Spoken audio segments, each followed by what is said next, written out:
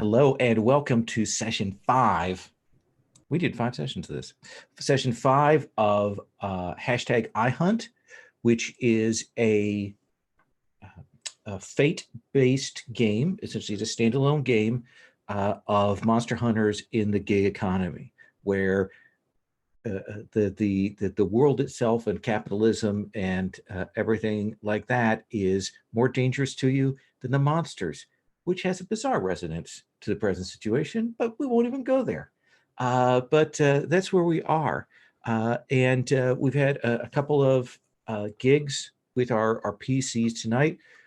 In a couple of the sessions, I've presented different options for what they have to choose from. This time, we're going to do a little bit of character work, setup, and then I'm going to put the gig that is on the table for the players, so we have a chance to dig into that. So last time, you got a not insignificant amount of money from rescuing a werewolf from a cult, and you did it without killing anyone or having to dispose of bodies or anything like that. You did some destruction of property. That did happen. But everything else, there was another person who was in the cells who you didn't let loose. So we don't know what happened with them. But there we go. They're the powerful ones, right? That was a powerful one, yeah. Yeah. You opted to leave them there. Whether that was for good or ill, that's an entirely different question. Might be a different job that comes up. Exactly. You are looking out for your future by not doing that. So the money you got was significant. Oh, let me pause here for a second. Hey, if you're watching this, my name's Lowell. Pronouns he, him. And this is part of the Gauntlet Hangouts. Find out more about that at gauntlet-rpg.com. That's pretty cool.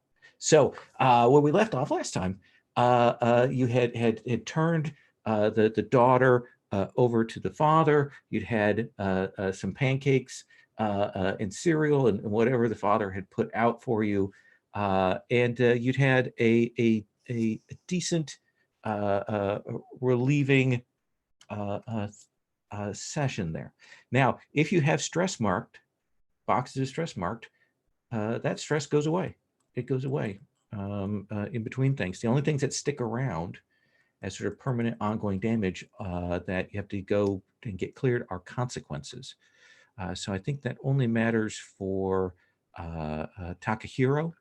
And yeah, so let me start with Cass. When things kind of go dry for a little while, that magic abuser thing kind of drops off. Someone picks it up. When things dry up on the app, what is it that you do? What's your hustle to make some money? Well, typically what I've done is identified places where people are jammed up and need places to, essentially where they want to be a place and they don't have time to figure out where to park. So events and things like that, I go to those, or popular restaurants. And I put on a hat that says valet. And I'm pretty upfront that it's just me as an independent operator, but I'll get them their car parked and I'll get it back for them when this thing is over. What do you do when you have a set of days, like 2 or 3 days that go on, where every time you go to park, every time you're trying to move the car, there's a cop there, or there's somebody who manages a building, or it's blocked off? Like on day 3, it is getting a little weird. What would you do?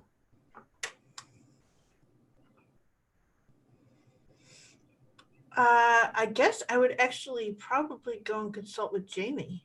Okay. Because at this point, it feels like some sort of curse. So Jamie, your boss has come in and has said, I need everybody to come and gather around. So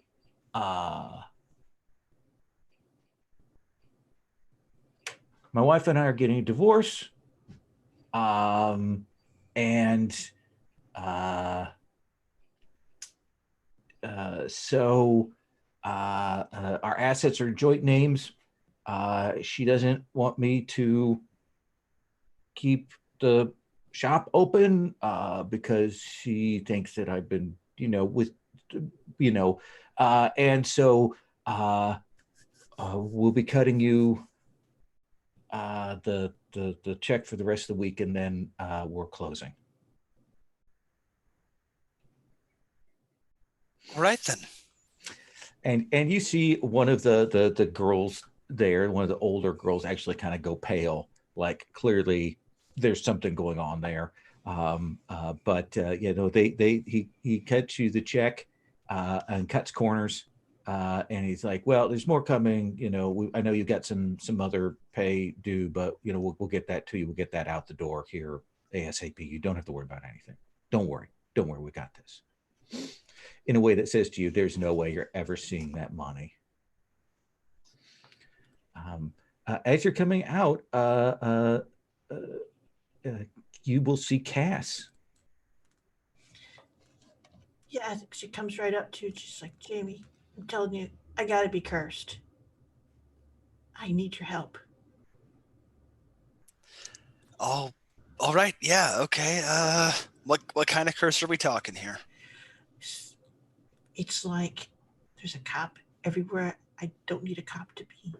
There are no parking spaces. It's been days of this. That's not how the city is. Something's wrong. I will look into that. I have not heard about that one before. I just think it's a general bad luck curse. Worst luck. Well, that's more common, and that gives me something to go on. All right. Oh, should we drive back to your place? Yeah, sure. Yeah, sometimes there's parking spots there. It's just double parks. Jamie, I'll have you make an occultist pull, but what do you suppose your procedure is for looking into something like this? Just hitting the books, I guess, trying to find some record of something like this. Sure. Let's have you make an occultist roll. Got a 5? Got a 5. So yeah, this is a classic low level, not particularly sophisticated whammy.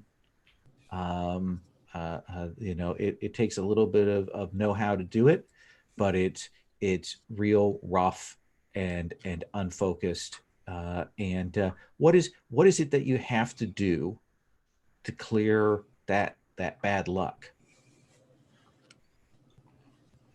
Is it an item? Is it a ritual? Is it rubbing with salt? What is it? I don't know much about this stuff in real life. Oh yeah, no, we're making this up. Burn some sage, I guess. I don't know. That's all I hear about. Yeah, you go. You get some sage from like a Dollar General. They probably have some there, and Hey, in my culture studies class, they say this is appropriation, Oh, I had not heard that. But if it works, I don't care. Yeah, so you can kind of clear that whammy away from you. Plaster. What is the name of your bassist / guitarist? Vic. He calls you up. What's up, Vic? Not much. So I was talking with the drummer. And we got a really sweet gig offer for the band. That's awesome.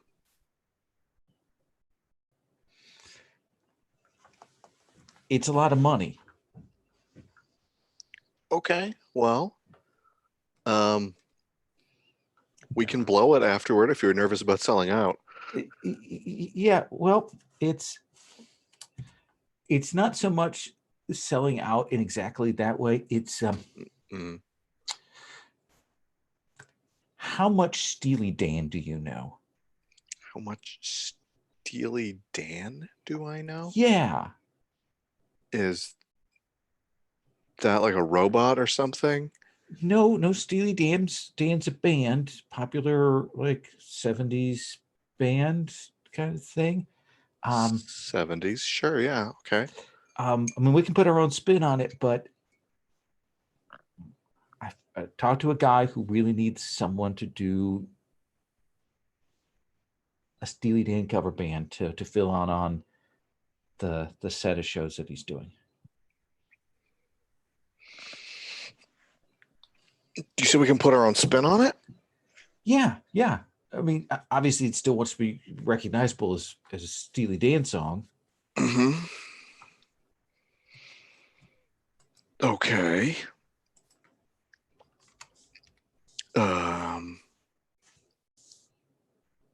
Vic, you're a graphic artist. Can't you just make us some more t-shirts or something?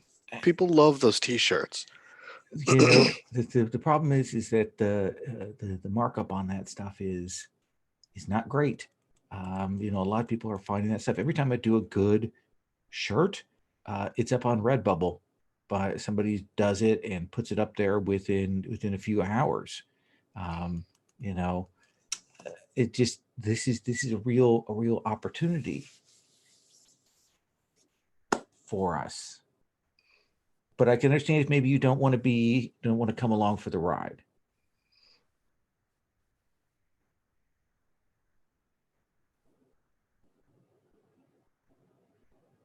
Plaster. Yeah, sorry. I just threw up a little bit in my mouth. It's just, yeah, fine, whatever. We've all got loans to pay and stuff, or debts, or rent, or bookies, whatever. Okay. This will be fine. This will be fine. And you know, it'll be pretty. It should be a pretty chill crowd. There's no alcohol. So it Sorry, should be, back up. What? it's a dry show. What am I supposed to spit on the audience? That's the thing, is we can't really do that. We've got to just kind of go out there and perform these cover songs, and we'll get paid. What do you, I have to take a nap. I feel hungover. Oh, okay, Pastor. I'll talk to you later. I'll talk to you later. Okay. Cool. Yeah. Sure. Whatever. And let's come back to Takahiro. What went wrong with the boy toy that you had? Ooh, What what went wrong didn't with go the wrong? Chad? Yeah. So what went wrong was I didn't realize that he was caught up in some really bad business. And he was trying to drag me into it. I'm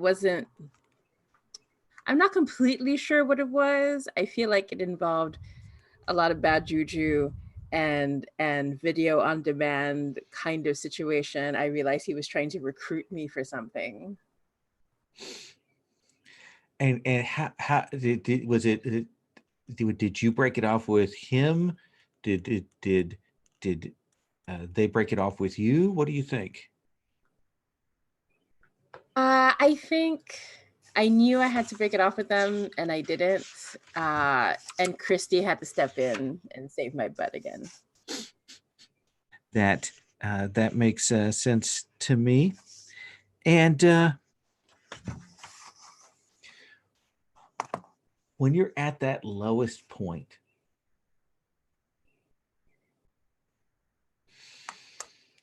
who do you see your ex with? What is it? Who is it that you see them with? I see them with the girl that Brandon's family has set up for her. They're expected to get married by next year. I know that because I refused to get married to Brandon, that he feels forced into this now, just to keep the families happy and to keep They're the a money. very And old school Aswang family, Yeah. and they would like it. You know, they found a nice Aswang girl, and you know, she's and and you see them very domestically one evening, oh like God, are they at IKEA or something? they're like Did they looking come out of in it? the window of a store and like shopping.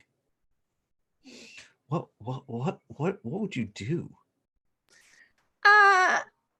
A really bad thing. Okay. Because I am someone who thinks bad first, questions later. Yeah, and you know, I got after Christy bailed me out, I've been drinking a lot. I am back in another bad tuxedo for some reason. I go up and smash the window and walk off before I say anything. It's really bad. And there is that thing that actually when you do that, when you smash that window and this young woman grabs onto Brandon's arm and like looks scared, even though she's a horrible shapeshifter, she's clearly playing it up like she's super vulnerable and scared of you, even though she could probably rip your head off. And Brandon's like, hey, and then you just walk away. And you hear Brandon say, it's okay. It's okay. Do you know him? Nope. Just makes you are mad. I'm gonna go and walk into a drive-through and order a lot of food. Sir, we need you to have a vehicle to go through the drive-through. I'm in a vehicle of pain right now. Eventually, they call the cops. Like they're that the manager's that much of a stickler, and you end up having to kind of take off. No burgers, no fries, no nothing. So I think we are going to take up with the four of you at the automat. And when the four of you get there, you can tell that there's been like a refrigeration breakdown in at least one of the sections, and you can smell that like one of the sandwich vending machines has gone bad. It was the one with the egg salad, wasn't it? Absolutely. So, Jamie, Cass, you've kind of found a little bit of a solution to the problem with the sage, but you can definitely see that when Plaster and Takahiro come in, I assume, Plaster, your mood is somewhat dark. Yes. A little more laconic than usual. Yeah. And Takahiro also looks like Takahiro's been in those clothes for a day or two and wandering around, and slumps into the chairs there. So I had a curse on me and Jamie fixed it. Oh, would that fix my problems? Do I have a curse? Is that what's going on? Is that why I need so much fast food and can't get it? We did piss off the one demon friend. What's his Romeo's buddies. Prester. Wait. Oh, that other guy. Yeah. Yeah. It's Totally forgot. possible, I guess. Yeah. I literally can't think of any other reason that the things that are happening to me would be happening to me. Well, we kill people for a living, so it could have been any number of people. Oh yeah. Yeah, but still. We didn't mess with the wizard abuser or whatever. Maybe that's it. Do you think that because we did not mess with the wizard abuser, the wizard is now abusing us? It could be. We just don't know. But maybe Jimmy could track back the source and then we could go punch him in the nose. Oh, punching would be great. But Yeah. if they don't pay, I don't know. No, pay is not great. No. But I paid Jamie for the sage. Thanks, Jamie. Thank you, Cass. As you are there and talking, you will see, because you had highlighted it and marked it, you will get a text from the iHunt app that says, a job you previously favorited has been relisted. And you will see that the wizard abuser job has been relisted at 8750. Oh, that went up, right? Yeah, Is that? yeah, went up a couple grand. There's not like a decimal point in there. Nope. Cool. Okay, wait a minute. First things first, check the news, look for gruesome deaths. Well, let's have you roll investigator. Okay, I have a 3 in that. And all I have to do is find the thing again. Sorry. I'm looking for the rolling thing. The but I've just found it. Found it? Yeah. Okay. I think these are mine, the green ones. And your fate points are reset to your refresh. Sorry, the board is acting weird. It's doing that thing where it's sort of breathing.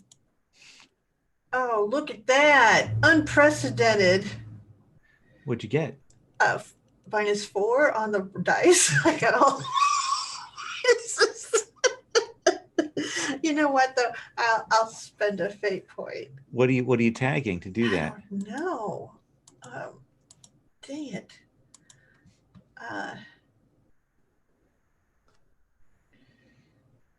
Let's see here.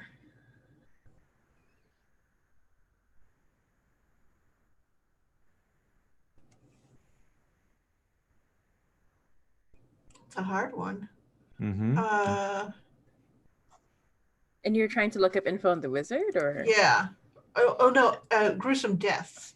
Oh, Because gruesome the death. wizard job went up, so I'm assuming some iHunt people got killed or hurt.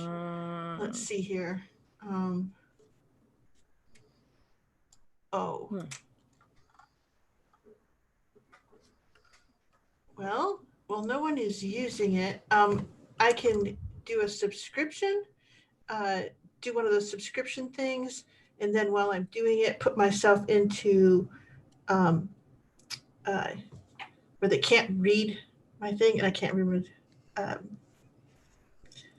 Make my browser go blank, not blank.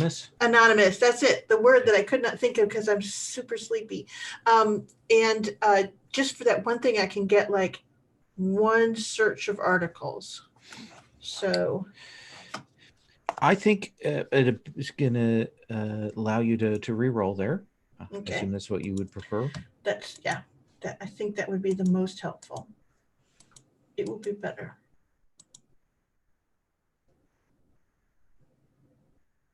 Still not good, but only a -1 this time. So I end up with a 2.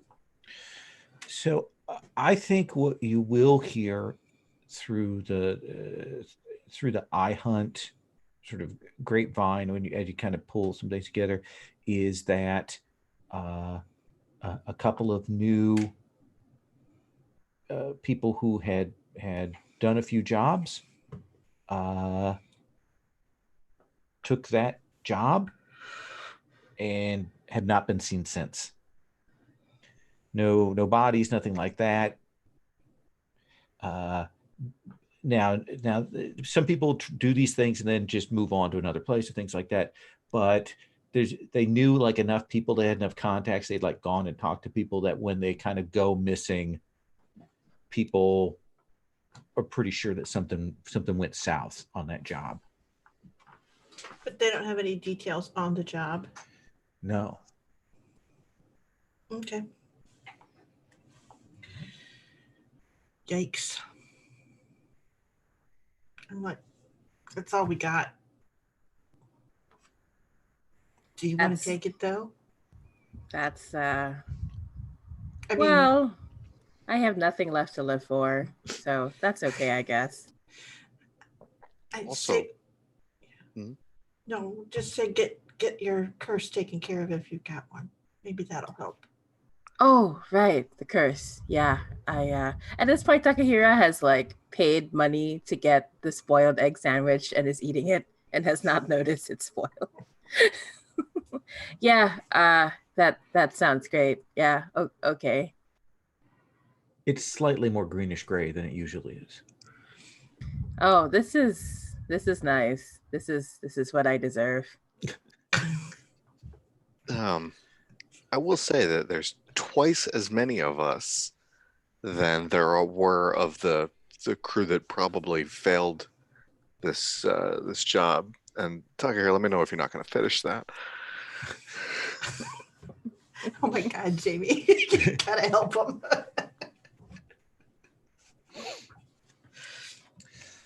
So you're gonna burn some sage for them, Jamie?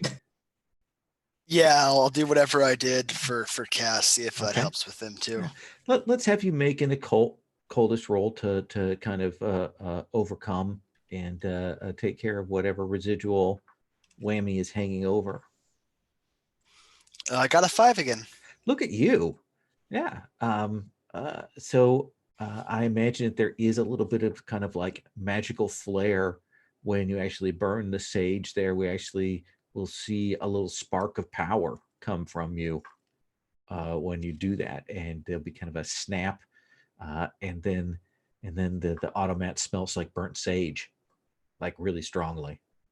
Like much more strongly than for the volume of sage that you burnt. However, that's better than a spoiled egg sandwich. Yes, it does cover over that smell. Not the taste, however. So, do you want to contact the client? I think we all need the money, so I guess. Okay. Jamie, you calling? Sure, yeah. Okay. You'll call up, and someone will pick up, and they're like, "Is this is are you iHunter?" That's us, yes.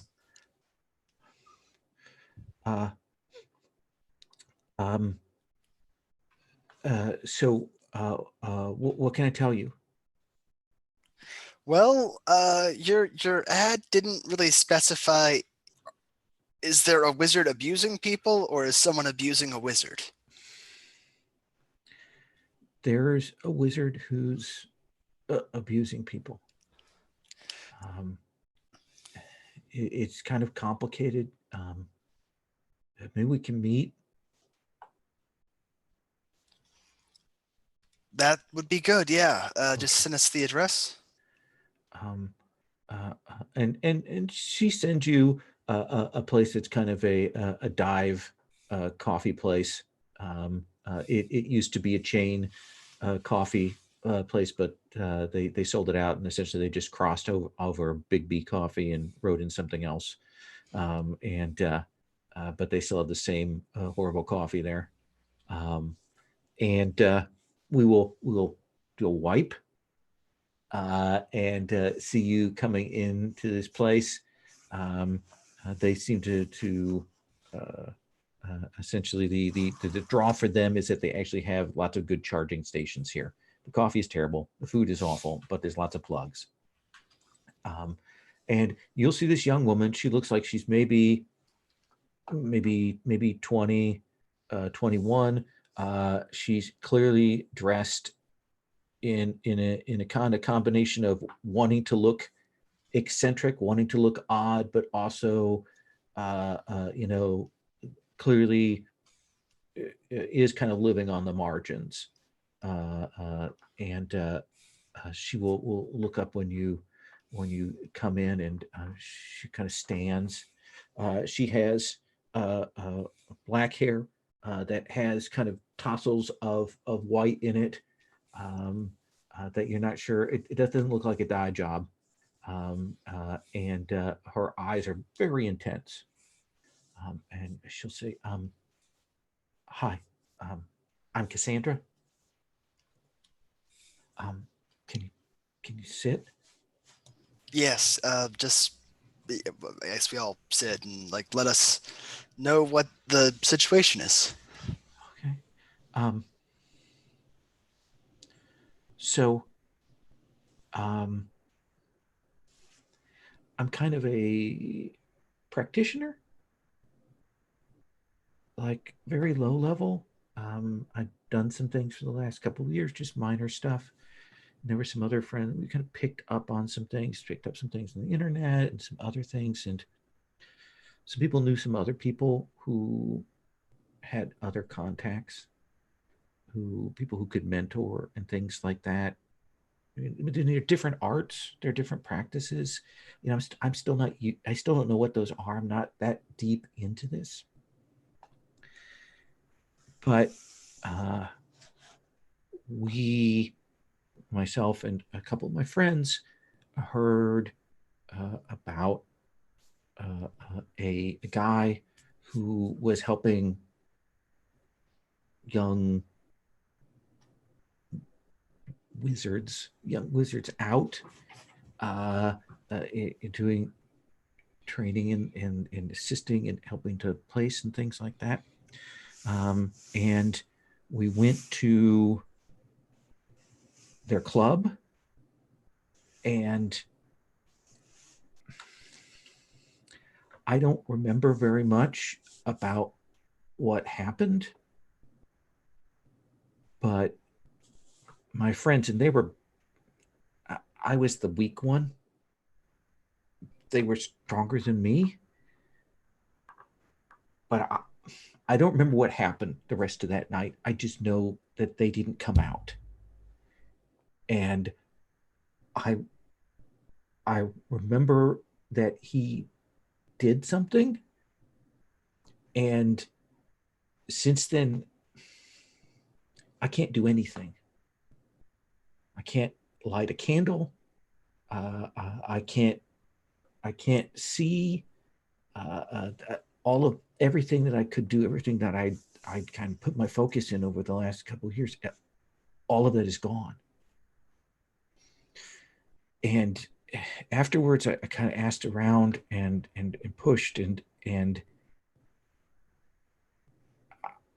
I heard other rumors about this, that maybe this guy's done this before, but also that he's slick enough that he still keeps pulling people in. He's only at the club unless he also goes to worried parents who have kids that can do this stuff, and like convinces the parents that he can help their kids kind of do magical conversion therapy. Oh gosh. And I'm just now putting that together, but I won't tell you to kill him. Yeah, that sounds fair. Then his name is Shigor Molnar. He runs this big underground club called Dead Turtle.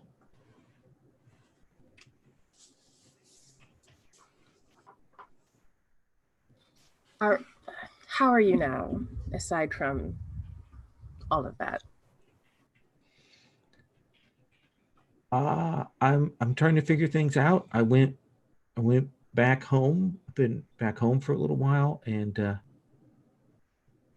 I should tell you there's some other people that took the job, but they didn't get back to me. And Right. I followed up with iHunt, and they said, if I hadn't heard back after 72 hours, then I was to consider that the contract was over, and they offered me a discount if I relisted it.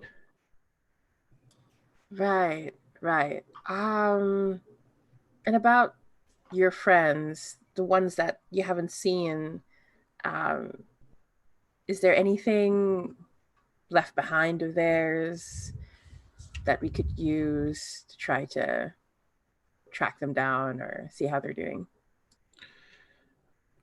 Uh, I could tell you where they crashed, um, and if somebody hasn't if it hasn't been moved on, maybe you can find some of their things there.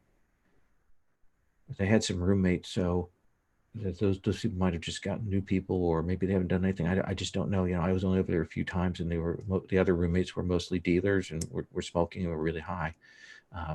So, um, yeah. Okay. Okay. We'll take care of this. We'll try to keep in contact as much as we can. Do you have somewhere safe to go? I'm gonna go back to my parents. Oh yeah. I understand. I mean, I'm gonna be cool until they find out I took the money, but I don't know. I'll figure that out when I figure that out. Oh, right. Uh yeah. Like Tucker here is really like, uh-oh.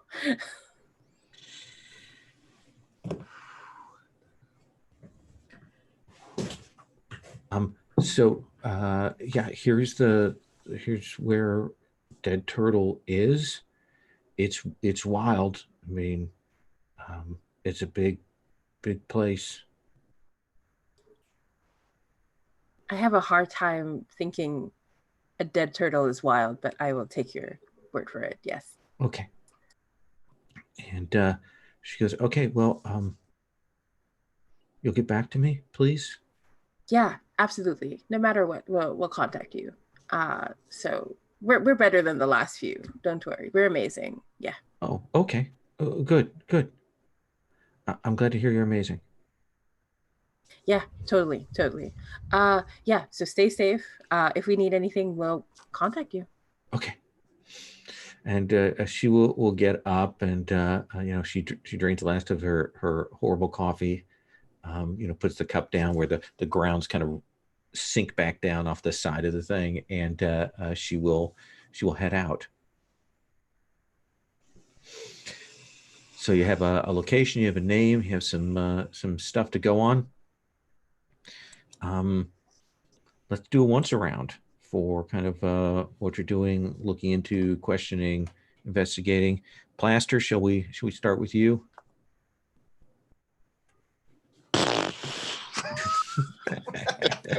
Or you could say pass, come back to me.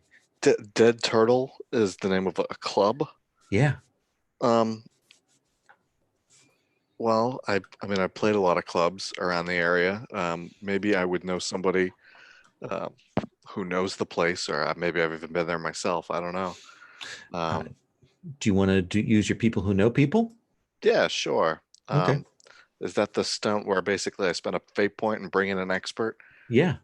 Yeah, sure. So I'll and I guess in that case I have to actually suggest who it is I know, huh? Yeah, I can give you a name if you don't have something off the top of your head. Yeah, let's say that we sometimes go through this local promoter who books shows for us, and they know all kinds of people in the local club and venue scene, and they would know quite a bit about this particular place and the regulars there. Yeah. So this guy's name is Motasuna. Motasuna is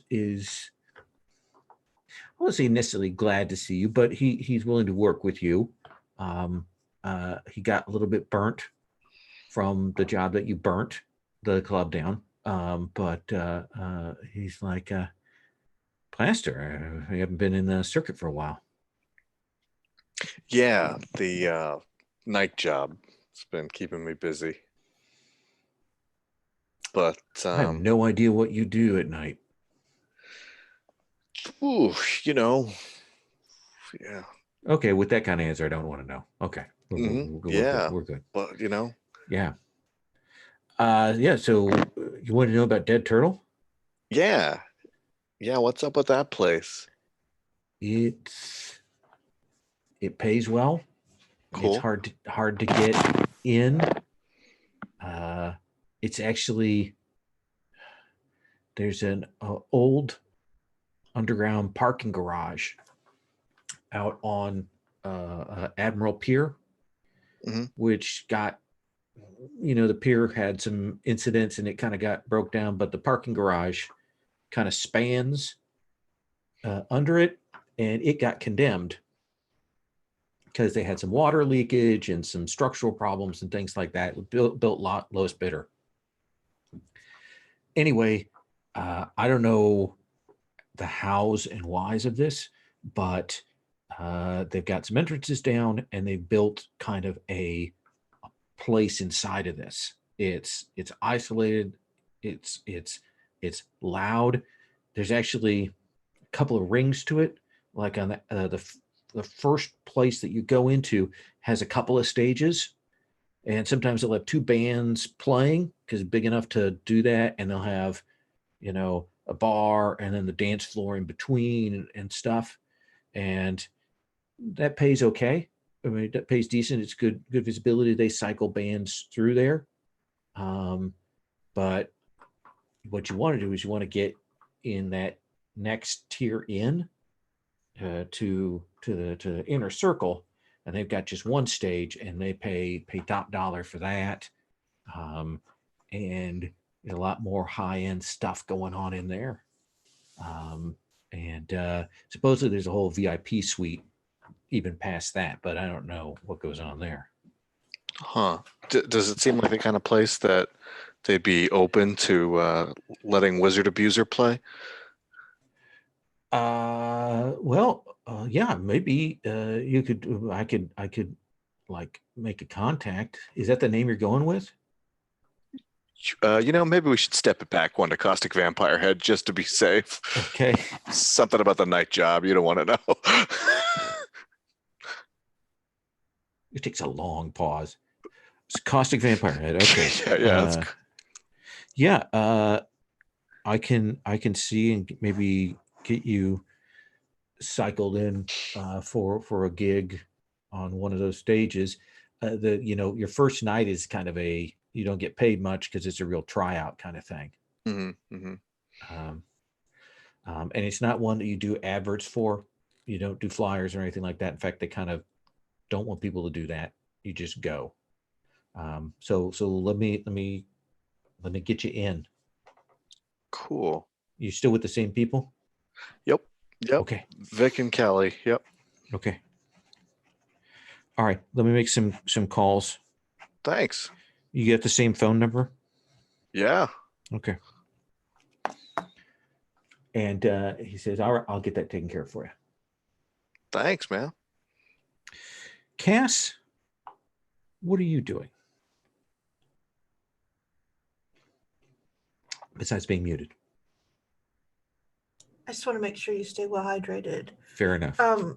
So I think I'm going to go back to the college and find the wizard professor, the guy who just hangs around and kind of probably is staying or sleeping up on the roof. What was his name?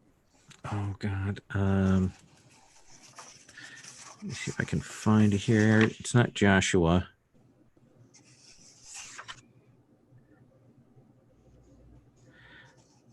I can't find it right this second. And I didn't write it down either because I thought I would remember it for sure. I thought I would too. Okay.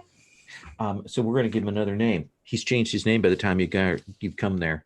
Okay. I'm calling myself Ivaro now. Oh. Okay. Professor Avaro?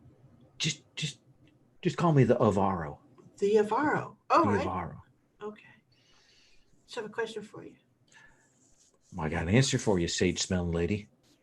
Thank goodness, huh? What do you know about Shigor Molnar?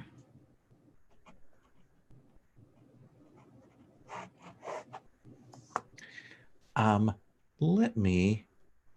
What are you using to kind of? Are you using your investigator to kind of try and push him for your creative advantage here? Does that seem like how we're Yeah. working this? Okay. Let's have you roll. Okay. I hate rolling on this.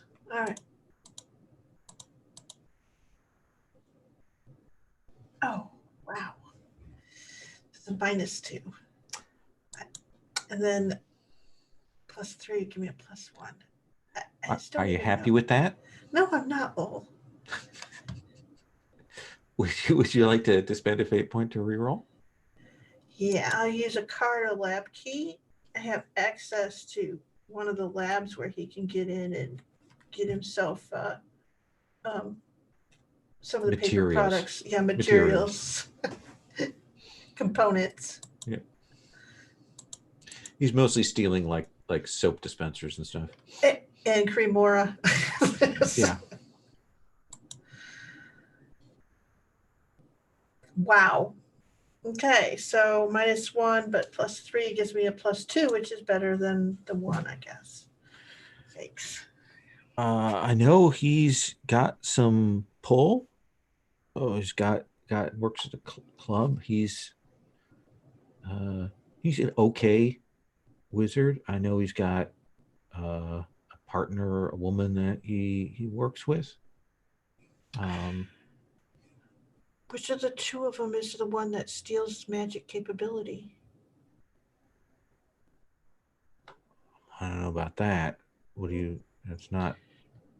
She sort of stops and goes, I'm hearing stories of kids being offered up for conversion therapy and or going in there to look for I don't know, to become an apprentice and coming out without skills. I Even though heard- they've got the talent. I heard some rumors about that kind of first thing you're talking about, but I didn't hear names associated with that. I don't know. I know that Shigor runs kind of on the margins. He deals with a lot of supernaturals. Like part of the club is to entertain other people. Vampires, demons. I just heard some other things, like other things are there sometimes hanging out, like where he cuts deals on things. I know he has some Oswong friends.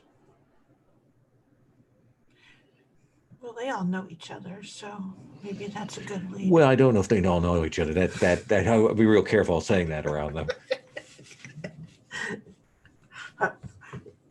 Maybe they were being sarcastic when they said that. Okay. I don't know. Does that help at all? I don't know.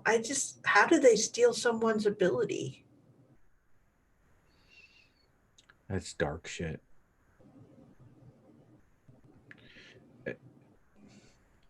A lot of times, that's dark.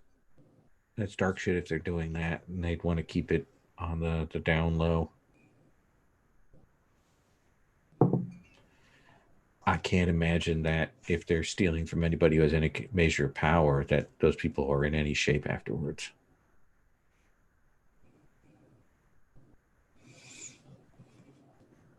Like, would it kill them? No, it wouldn't kill him.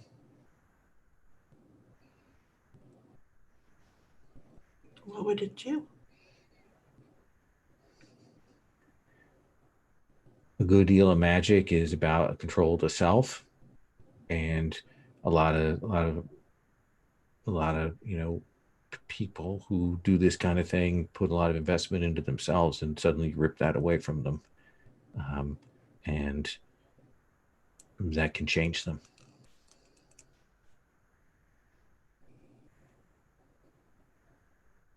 Not for the good.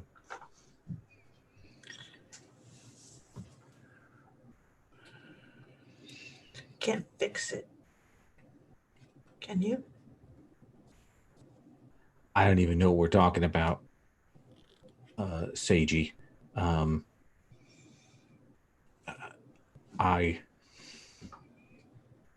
That's the kind of thing I'd have to build up some charges to do, and I'd probably have to get some other muddles to help with that. And that's not easy, getting some of us to work together. But if you find somebody who's still alive, who's been through this, you could call me. Okay. Thanks. What would you need for charges?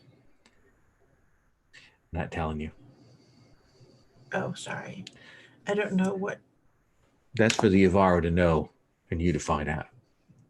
Okay. Thank you. Mm-hmm. Let's come to Jamie. Jamie, what are you doing in terms of prep or investigation or such? I think I'm looking into basically every like anti-magic thing I can think of, just trying to prepare for anything he might throw at us as much as I can. Okay, kind of try and put together some spellbreaker stuff. Yeah, let's have you make an occultist roll.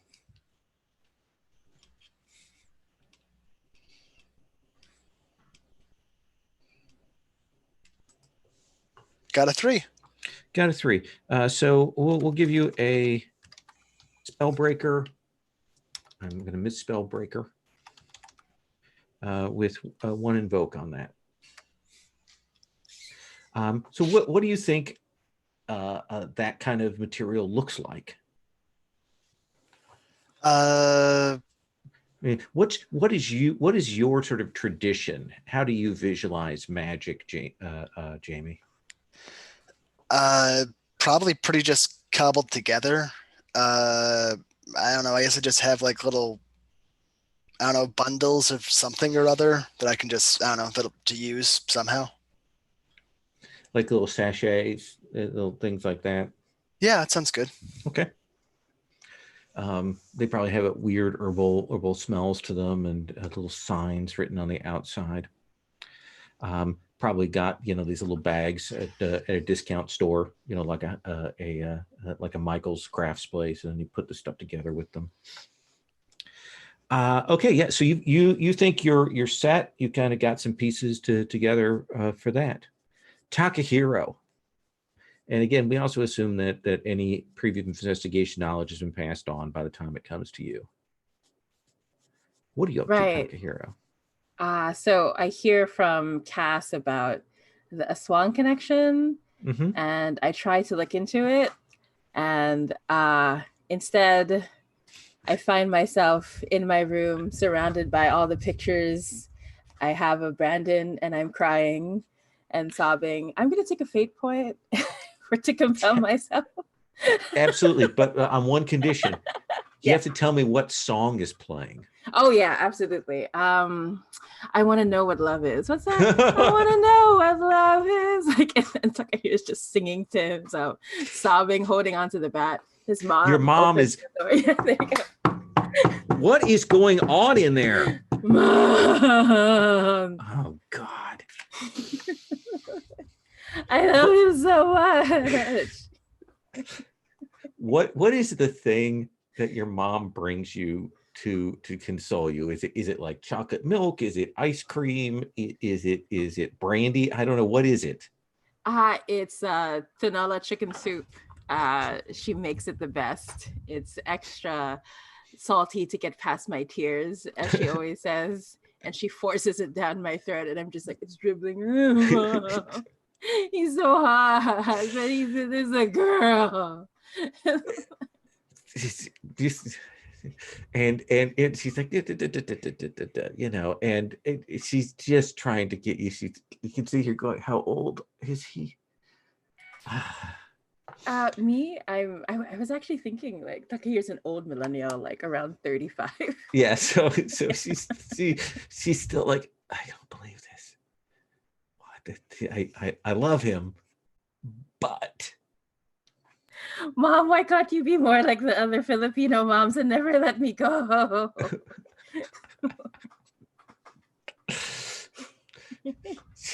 you're gonna drink this soup.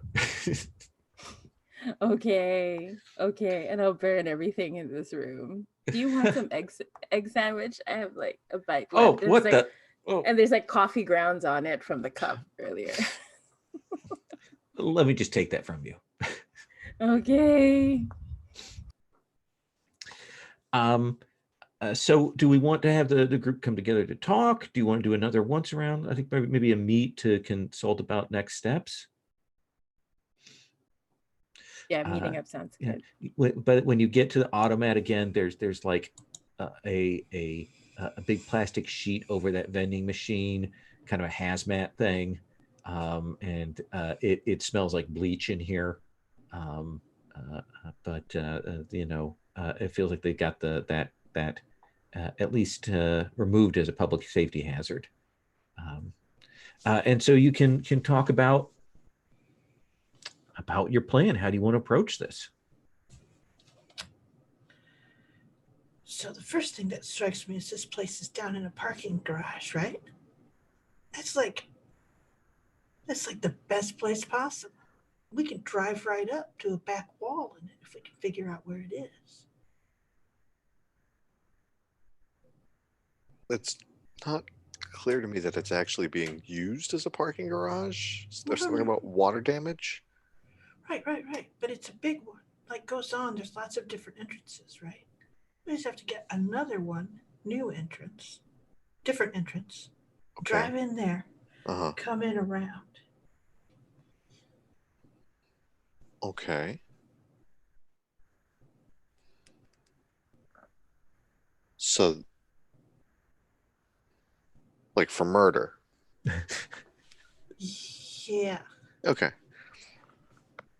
Or I mean, at least coming in from a direction they don't expect, or leaving from a direction they don't expect. I mean, I'm gonna play there soon, so they're just gonna let me in. I figured I might be able to get y'all backstage passes or something, but not. I don't know how that works. Try to get a backstage pass for a car before. No, we don't have to. We just have to figure out how we can leave the club. Like and a then get into getaway. Yeah. Right. Okay. For murder. Right. Well, I don't want to get murdered. So No, me neither. No. Good plan. Go. that's all I was thinking. I've just been thinking about the parking garage. Man, I wish I had a parking garage. Yeah. No, seriously. Oh, seriously.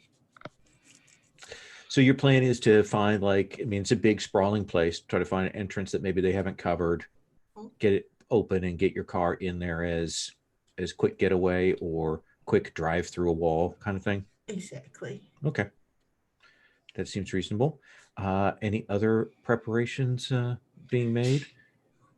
You seriously need to make preparations, people. Okay. Takehiro's just kind of like, his hair smells really nice. And like just like talking to himself. Yeah. Not very helpful right now. Did you talk to Brandon? There's a girl. What? Wait, what? They're gonna get married. Andy. I love him so much. Even the stuff above the waist, I like it. Wait, what? She just goes. So you didn't talk to him? No, I just used my bat and smashed the glass. That was logical, right? I mean, it makes a certain sense. Yeah. I'm with you. Yeah, right. Like it was loud, right? Oh yeah, really Well, loud. Like there you go. you know, cover the sound of my heart breaking and all that shit. So it had to be loud. Nice. That's good. I like that. I'm gonna write that down actually. Use that on a song. Oh yeah, yeah. Oh, that'd be great. Plaster, do you, What do you do you have like a little song notebook? This is something I'm curious about. Yeah, absolutely. I'm constantly writing little lyrics and note like, I want to know what love is. Yeah. I'll break some window. No, hold on. That's not. Doesn't. Actually, that reminds me of a song. Anyway, whatever. Oh, but yeah, we were planning. Yeah. Let's do that. What? The smart one.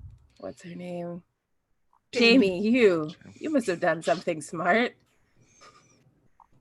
I prepped for some magic stuff. By the way, do we want to like jump the guy in his own club? Should we like, I don't know, wait for him to leave and jump him on the way home? So this raises an interesting question that I was wondering about too. Like, do we just want to like take everybody's word that like, yeah, this guy's bad and he should die, or like, do we want to actually look into this at all? But I don't know. The way she was talking, it was so awful and haunting. I don't know. Yeah, but like also like he's got a partner, and I don't know. Are we gonna kill the right person? Oh, that's a good question. I guess we should look into it before we like kill someone. That sounds fair.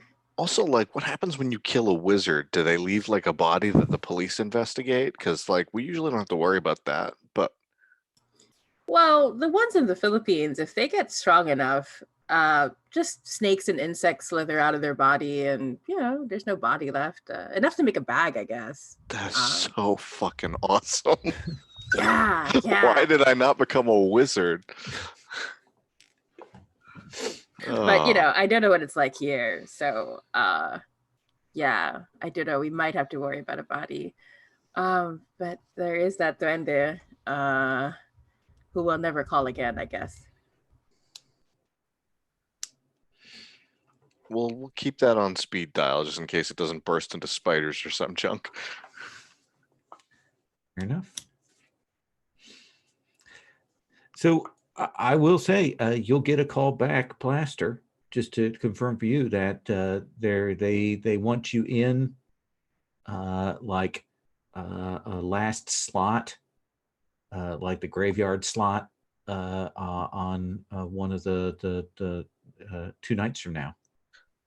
What's the chances that that happens to conflict with the Steely Dan show? Oh, absolutely, 110%. Oh man, I know that this doesn't pay up front, Vic, but like this is a really amazing opportunity. Like these guys pay like really well. Let's have you roll either socialite or influencer.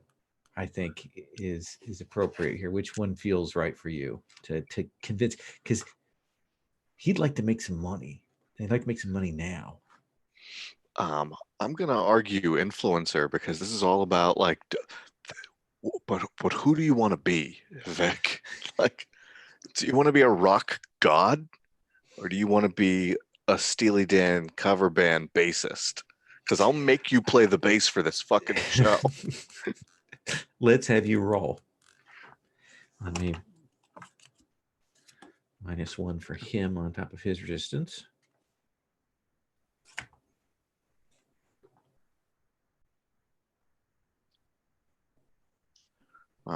So that is let's see. The dice cancel each other out, but that is my +4. So It is, as almost always happens, is he kind of gets an idea, he maybe pushes for something, and then you push back, and you're so much better at talking than he is. And you're so much more forceful and charismatic than he is. And it's like, okay, we'll do that show. We'll do that show. I'll call the church and tell them we're not coming. beautiful. You know what? You're my favorite guitarist. I'll take that. Okay, I'll take that. So yeah, you've got you're doing the essentially the midnight show 2 nights from now. Cass, you want to case the place ahead of time to find another entrance? I'm gonna hydrate. Sorry. That's okay. Yes, I definitely want to do that. So, Okay. um, Then I think that let's have you roll investigator to find a good spot, and then I think with your basic protocol from your FUI, you should have no problem getting it set for yourself. No roll necessary. wait, I don't have to roll? Okay, good. No, to actually get it set. This is to find a spot. Oh, okay. So my bad luck continues. Yeah, so I end up with +1 to find a spot. Are you happy with that? Not particularly, but I can't afford to give you my last fate point at this moment. Are you sure? Why are you so unkind? I'm not unkind. I'm being generous. Okay, yeah, I think I am. I am. Let's see here. Yep. I guess I had to stick with it. Okay. It does look like they have secured the other entryways. They've got essentially 3 ways in that Okay. are, that are open, and they are clearly, they've got them shuttered and locked, and they clearly kind of keep them under watch, rather than being like a back ways in. The other ways that you would think to go in are going to be, actually they've kind of bricked up, or the area is a little dangerous to get through to get to there. I guess I have to go through the little dangerous area then. Okay. So when you come in, you'll be able to try and do that, but it's going to require a significant driving roll to get in there when you do. Okay. Okay. Wait, what's a driving roll? You've got essentially it'll be kind of a defend. What do you think is the appropriate skill for driving? Is that athlete, survivor? I don't know. Yikes. Yeah, whatever. One of those, I suppose. Okay. Yeah, we'll do one. We'll do one of those, and you get the +2 from your fancy driving. Okay. Takahiro, Jamie, anything we want to do before we set up? Yeah, I think Takahiro will try to be a little useful. Just a little bit. Okay. I think because Takahiro is going to be affected by what Plaster said about making sure it's the right person. And Takahiro is going to take a shower, dress really well, and talk to every Aswang that is not Brandon that he knows, to try to get any info. I wonder, is this like, because I'm trying to put together like what would an Aswang, like how they would work with a wizard who could do this, basically. Like what would that relationship be like? Let me have you roll investigator. Okay, so let's, wrong tab. Okay.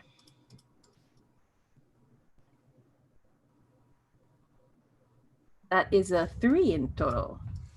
Not bad. So I'll give you the basics, and then you can ask a follow-up question. Mm-hmm. The basics are that when people come over here to the States from different places, there's often things that they can't get that they could get back home, both mundane and magical. There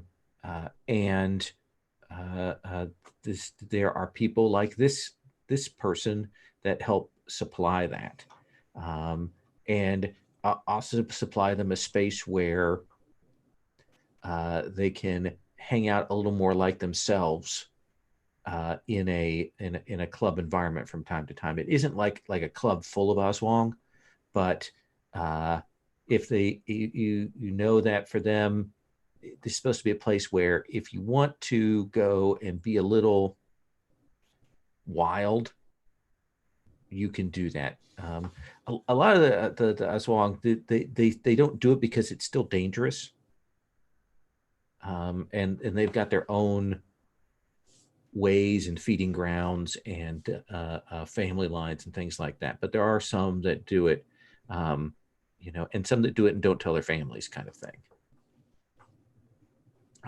So that's the basics of why this would be. And the thing I think you will pick up is that there's definitely a Mangu Kukulam, a bad wizard involved somewhere in there. Yeah, is there? This might This lead is your to another follow-up role. question? Yeah, Well, yeah. you have a follow-up question, so. First, yeah. How can I recognize the Mangkukulam? Like, is there like a certain thing? Do they have like a moniker? Is there something they're always wearing? I think that they are traditionally known for having, and they try to cover this usually with gloves or things like that, but their fingernails split. Oh, that is so good and awful. I love it. But Takahiro doesn't, like Jamie does. But okay, yeah. Just in case that wasn't clear. But yeah, okay. Yeah, can I say that word for me? Say the name of it because I'm reading it purely phonetically. Oh, no worries. Mangkukulam. Mangkukulam. Okay. Oh, that's good. Yeah. The sound is kind of hard to get around, but yeah.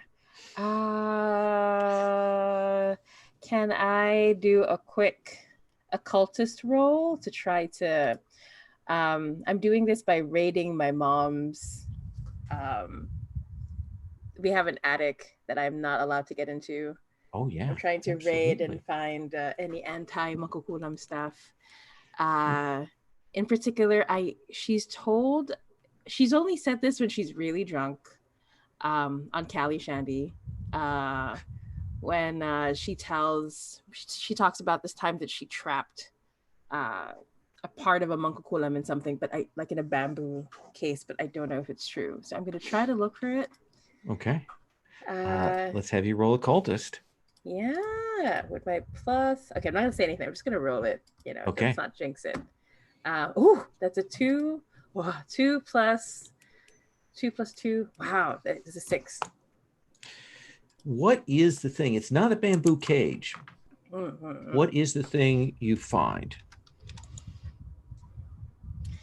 I find this gnarled hand. I think it's a monkey's hand at first because it's small, but when I look, it's actually like a shrunk down human hand with all these rings on it. And it's just like, if I don't look at it straight, I feel like it's kind of moving its fingers once in a while. And it's in a glass, this horrible little glass case, like that makes you think of like grade school, high school, like laboratories.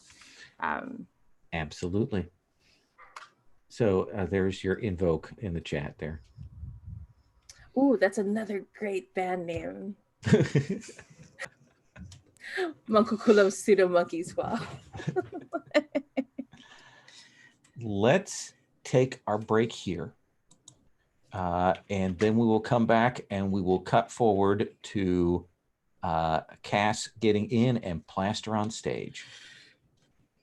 Sound good?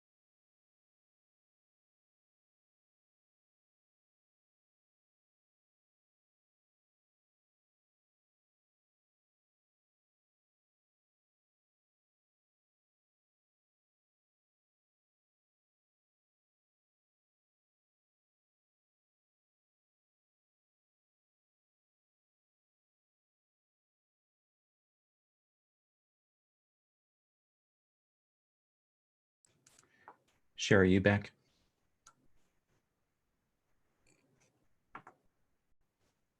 Yes, I was just reading Jamie's post about Hearts of Wulin and your answers and everyone else's answers.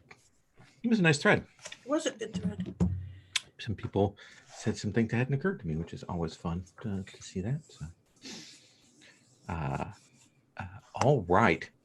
So, I want to kind of set the stage and kind of describe the scene, and then I'm going to ask you for some details. We can flesh that out.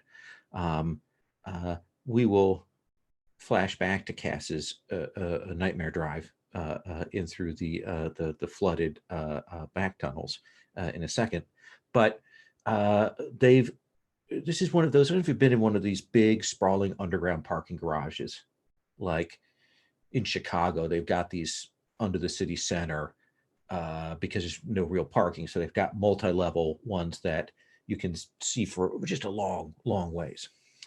And it's one of those kinds of things. And the first couple of levels are still dark and empty and abandoned. And when we get down to that third level, that clearly generators have been set up, ventilators are going to circulate the air, and somebody has built essentially walls in the middle of this place, kind of it's against a wall, but it's a structure that's been built, and there are doors. And when you get down to this level, you can feel the sort of vibration of the music. And down here, there are people hanging around outside and smoking and talking and things like that. And the club is actually in this place. And when you get in to the main heart, it's pretty big, sprawling. They've got a good amount of real estate for this. They've got two custom-built stages on either end. Sound systems are kind of facing each other, but they're far enough apart that if the bands are both loud, it'll compete, but otherwise it pretty much balanced. Dance floor in the center, bars, liquor sales there, and then there's an area where there's kind of velvet roped, another set of doors, and there's another interior building where you know that that's the inner sanctum to get into the next ring there, and very few people are going in there.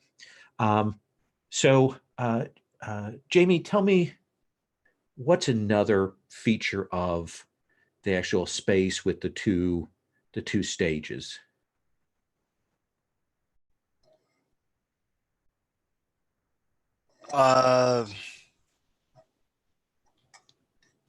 Decoration or lighting or people or something? I guess they probably have pretty bad lighting. Oh yeah, that kind of flashing, sort of semi-dim, where you can kind of just make everything out. So we've got a situational aspect of bad lighting that you can pay to invoke at any time. People are like shadows and silhouettes moving through here. Sometimes you'll recognize people, and it's really loud constantly. Takahiro, what's another feature of this space here? It's really weirdly cramped in some areas. Like people are clumping together, and then there are these weird areas that are just no one's there. And we're all trying to make sense, like, what is this social map monstrosity? So people are separating into weird cliques. Yeah, they're weird flocking mechanisms, and like if something starts to shift over, then the group will kind of amorphously move over to different areas, but it doesn't seem to follow any like logic in here. Cass, what's another detail?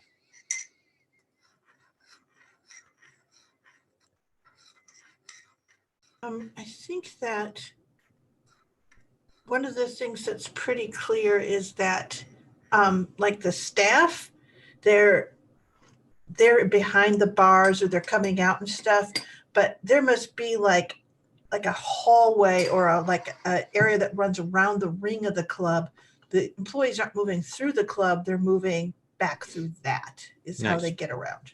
I've got some back access ways that clearly go back to wherever the prep and storerooms are. You're not sure if that's in the inner circle or if that just connects up on the inner circle or what. All right, Plaster. Got some questions for you. Number one, what is the name of the band that is playing opposite you? The name of the band that is playing opposite me is, I'm going to steal one of the situational aspects here. No, that seems unfair. The name of the club is Dead Turtle, right? Yeah. The name of the band. Oh, hey, hold on.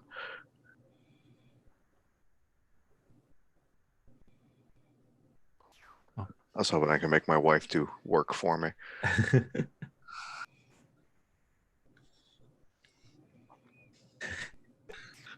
They're named Go Fuck Yourself.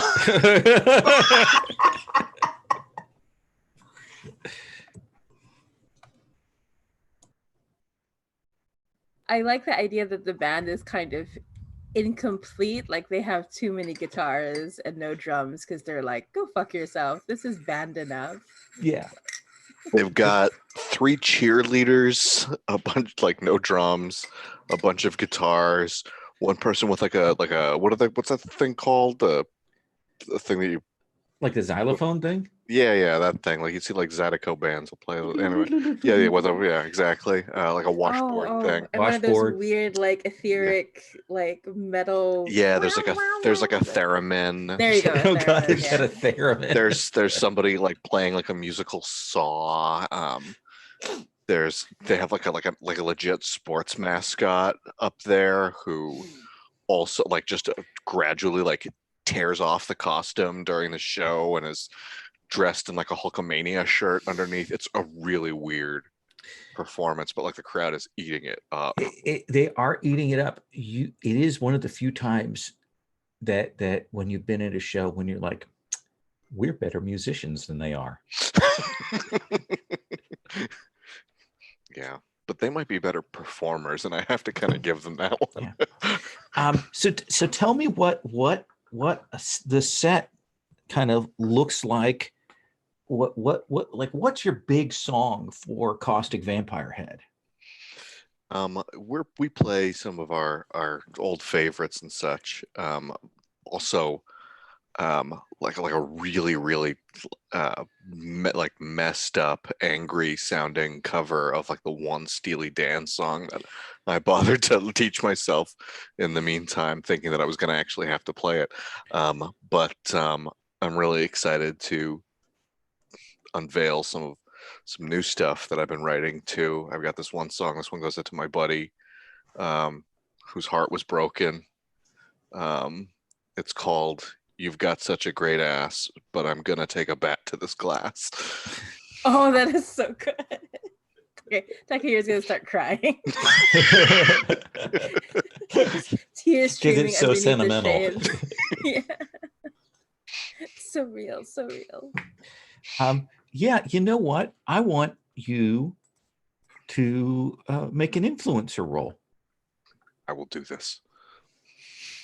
Playing, we hear you do a really angry, screaming version of "Reeling in the Years," and then your other songs, and the other band's trying to be louder to keep up.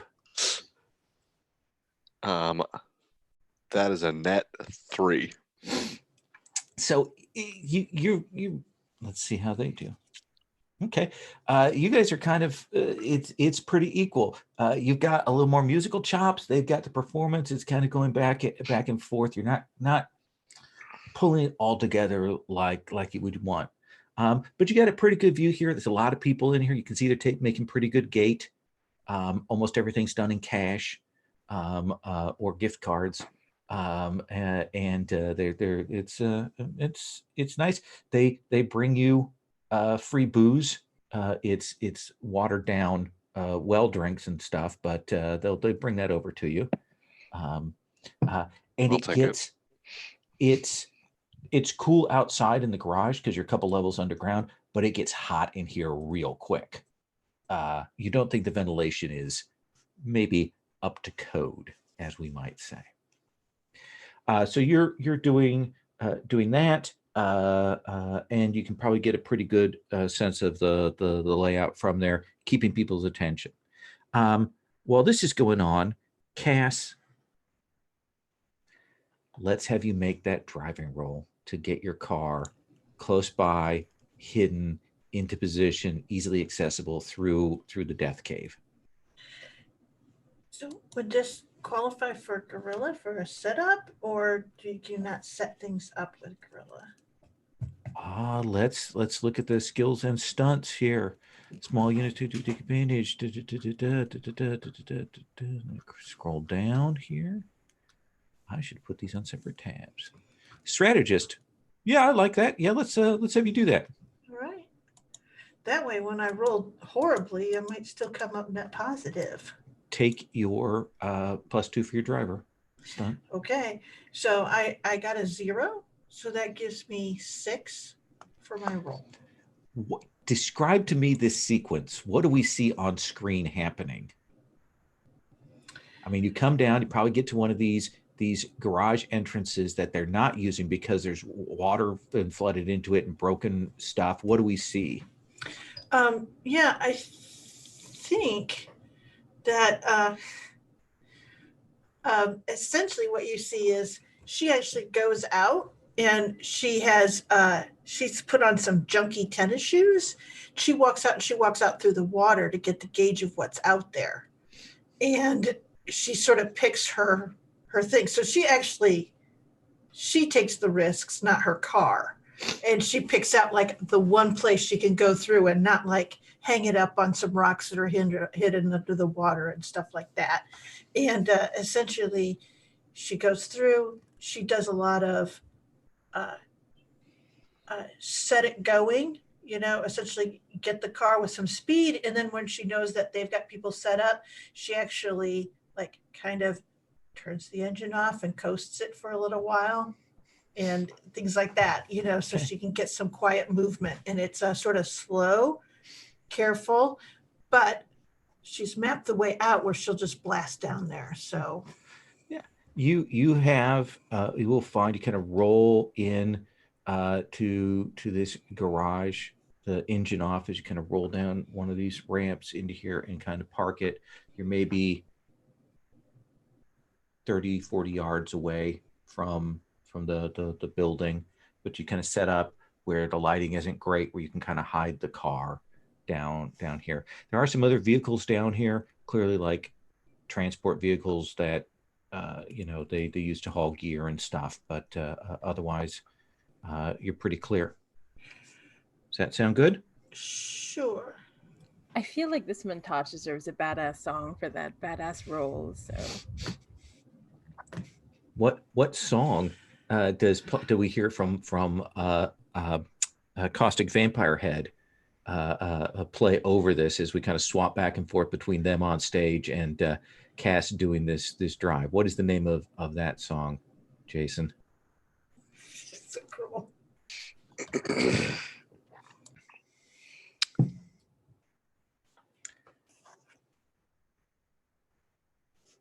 Gargling blood. I assume there's a chorus that involves a kind of a gargling sound or a sound machine thing. Yeah, I'll use Zima mixed with OK Soda. Oh God! This place has a really weird menu. Yeah, we've got Zima and Sierra Mist diet. Yeah. So we see you get into position. Takahiro, all of you have been given passes, comp tickets, things like that. Takahiro, what do we see of you here? You hear the band's playing, Cass is getting into place. What do we see from you? I think with the weird lighting and there are like flashes of color every so often, and Takahiro took 2 showers before showing up, so Takahiro is actually looking pretty good. Mm-hmm. And Takahiro is trying to blend through the scene, trying to pick out what's happening, what's going on. I feel like that's investigator. Yeah, that seems fair to me. Yeah, and I'm really just trying to keep an eye out while, just make sure everybody is safe, and if we can get any leads, that'd be even better. Okay, so rolling.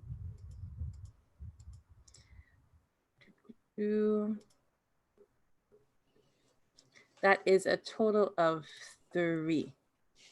Is that right? Let me double check. Yeah. So you'll move through here. You kind of keep an eye. Okay, these are the access ways for the workers. There's the big doors, a couple of bouncers on that door, the main door that goes out. Nothing here is to fire code. This could all go very horribly wrong. Kind of looking around, and at some point, you'll hear somebody go, Shigar. And you kind of look that way, and you see this guy. He's got swooping hair, kind of the undercut here. It swoops over. It's pretty perfect. Like it looks good. Dumb but good. Clearly, he smiled. He's had work done. Got that glistening, so the light like catches it kind of thing. And he's dressed well. And he see him go over, and he's talking to some people and chatting them up, and you see he touches everybody. Like when he comes in, when somebody's introduced to him, hand on shoulder, touching their face, that kind of thing. He stands just a little too close to people. It's crowded in here, but he clearly does it, and he clearly does it just to kind of get a little bit of a lever on them. Is he wearing the telltale makukulang gloves or not? He doesn't have gloves on, no. Oh, yeah. I'm going to report back in a bit, but for now, I'm keeping an eye on him. Okay. Can I compel myself again? What to build up more fate points? What is it that you want to have cause a problem here? I think I see Brandon here. Oh yeah, with a particular bad group of Aswang that I never liked. I think you see Brandon with a handsome young man who looks a little bit like you. And you see the two of them going into that inner ring. Doesn't have any of his friends with him. It's just him and this cute guy. Oh no. Yeah. I'm gonna overreact. Okay. I'll come back to you and find out what that overreaction looks like. By this point, Cass has come in, has blended in. Jamie, what are you doing here? I'm gonna make nice with the staff. Okay. See if I can get some contacts, make some friends. I don't know, get some sort of backstage pass, ideally. Okay. Yeah. What do you think? That's socialite? I think so. Okay. Yeah. Let's have you roll that.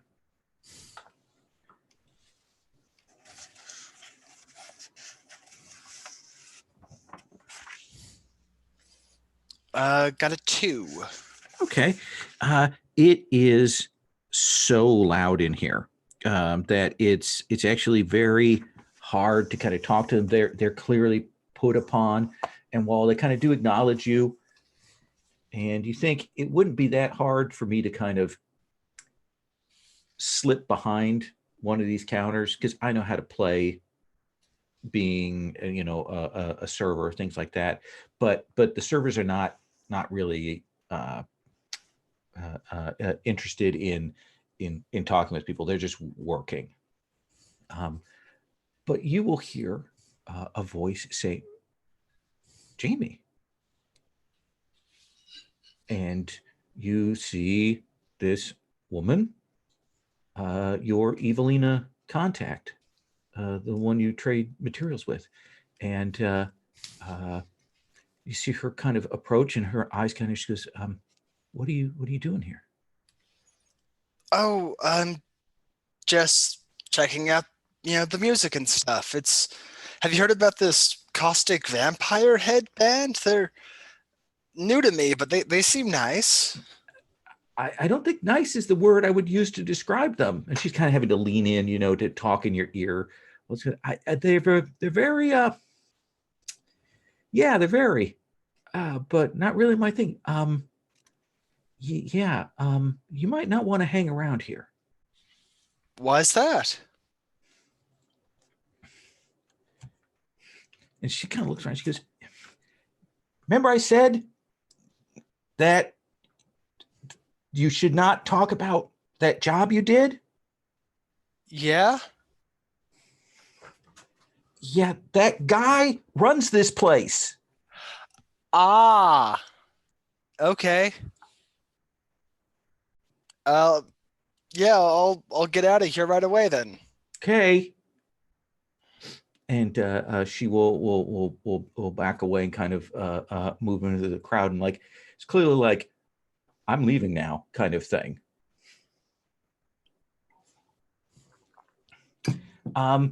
So noise, kind of chaos.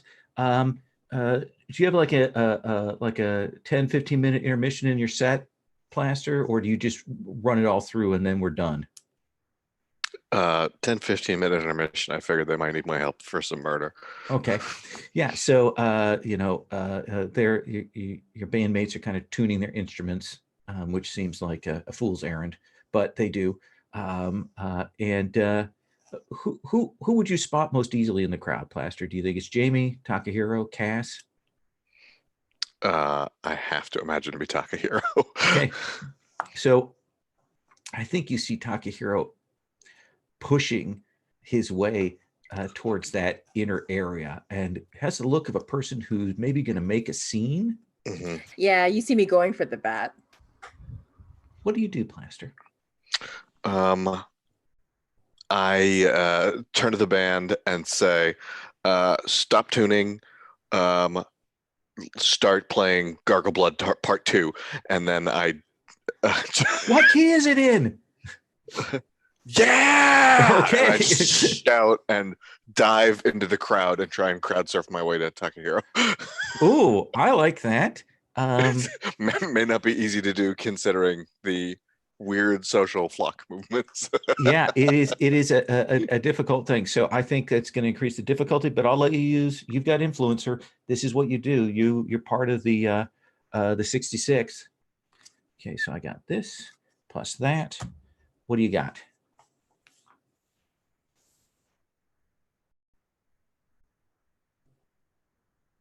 +5. So band goes on, and then whoo, and you do it just as the flock is moving this way. Like you've kind of been watching the patterns, and you will kind of belly sail across over there, and we'll see you.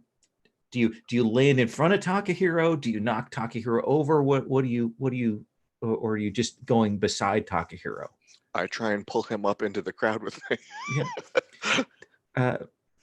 Takahiro, you are leveraged up into this crowd surfing, and I imagine that the two of you are being bounced around. You can briefly talk to one another. How are He's you with doing? the guy. He's with the guy that looks like me. I'm gonna kill that guy. Like I'm just screaming. We're talking about the And by ex, the aren't we? way, the Mankokulam is the wrong one. It's not the guy with the bad haircut. We have to. But anyway, he's with a guy who looks like me. Look at just like cycling back into it. Balls. So the two of you are sailing around. Cass, you see Jamie. Let's bring the two of you together. They cross paths. So it turns out the guy who runs this place is also the guy who's pissed at us for killing the mermaid thing from a few jobs back.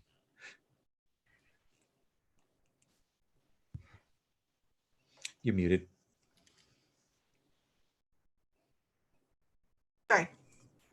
You'll see her kind of put her hand up to her forehead. And she'll go, do you think this is a trap? Setup? Oh, I just thought it was a small town, but maybe it is. Yeah.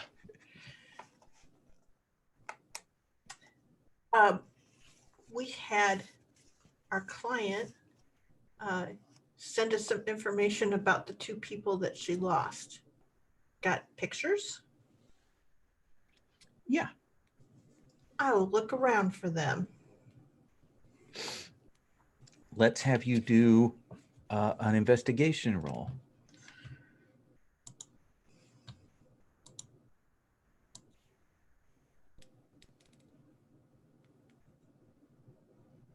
Oh my God, I actually got a positive.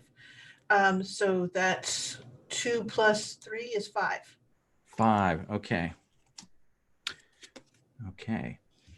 So I think that, just so you know how badly my poll was, that you are looking around, kind of moving with Jamie. The crowd is kind of moving around. You will see the Takahiro plaster surf going on over there.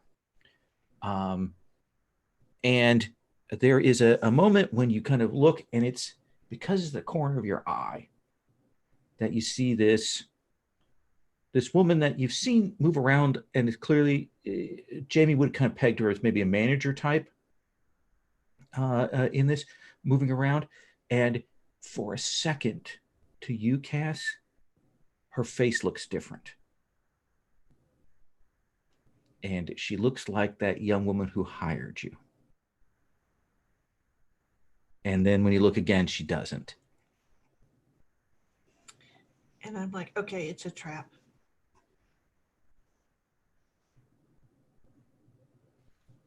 What do you two do?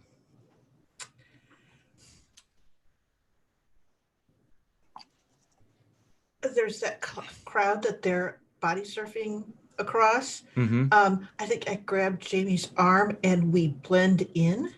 Okay. And essentially my whole thing is to get up there and get a hand around Takehiro's collar. Okay.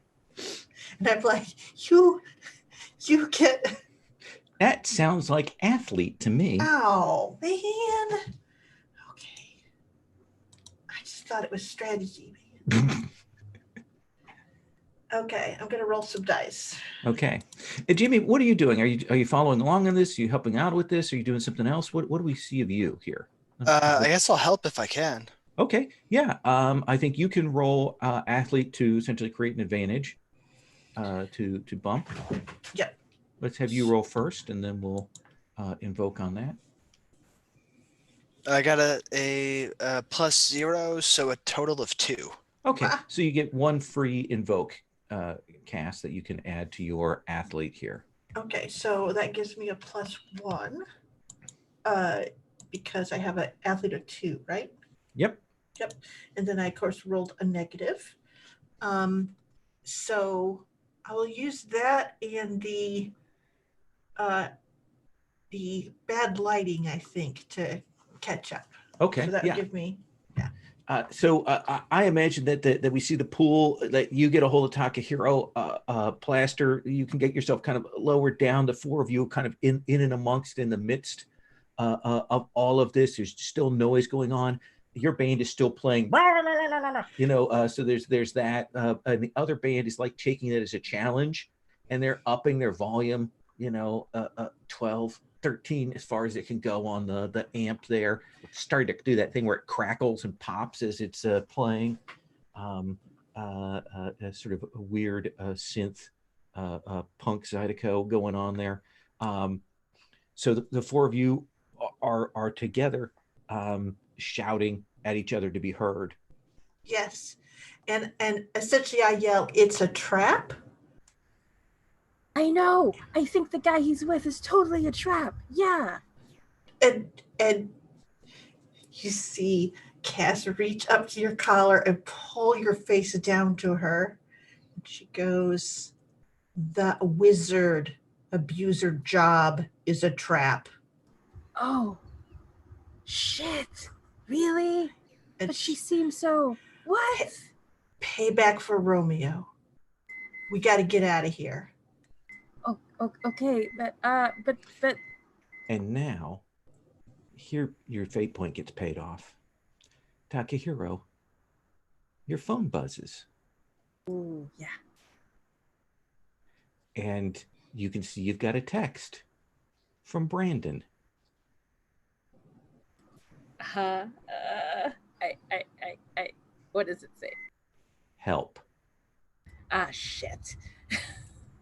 I don't tell anyone. I don't tell anything to anyone. I just run over, because, yeah, So right now, Cass has her hands on you. yeah. So Takahiro looks at his phone and then freaks and starts to make a break towards those doors. And I'm like, I think I am just going to grab his belt, try to pull him down and go, what? Let me ask what Jamie and Plaster are doing, and now that this situation has been revealed as it is, and this thing is happening as it is. What do you do, Plaster? Was I able to pick up here all the? Is this a trap thing going stuff Yes. on Yeah. there? I will rush my way back up to the stage. The band's still playing. Yeah. You see the manager guy who you saw earlier with the sort of sharp cut hair and the fine swoop over is standing there by the edge of the stage, like listening and waiting. So I'll wrap up the song that we're doing, and I'll, whisper something to the band, and then say, "We're gonna do a couple covers here for just to mix things up a little bit." I think that there's a special dedication going out for a certain someone out there. First up, Cheap Trick, and then we start playing Surrender. We'll see if and just like look menacingly at him as singing that song, hopefully intimidating or at least distracting to some extent. I think distracting seems like a reasonable thing. Let's see now with the skill with that influencer. I could see that also being grifter or something. Yeah, actually, I think because you've got people here to back you up, you can at least use this to kind of jam him up a little bit, because he's clearly waiting here to murder you. Okay. So I'll make a pull for him. Ooh, look at that. So let's have you roll. And what am I adding again? Influencer. All righty. Okay, so that's a net -2 for a total of +2, but I should invoke something. Yeah. Why don't I invoke that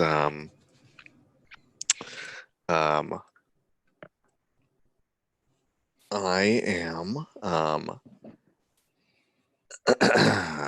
let's say I've got a reputation to maintain here. Okay.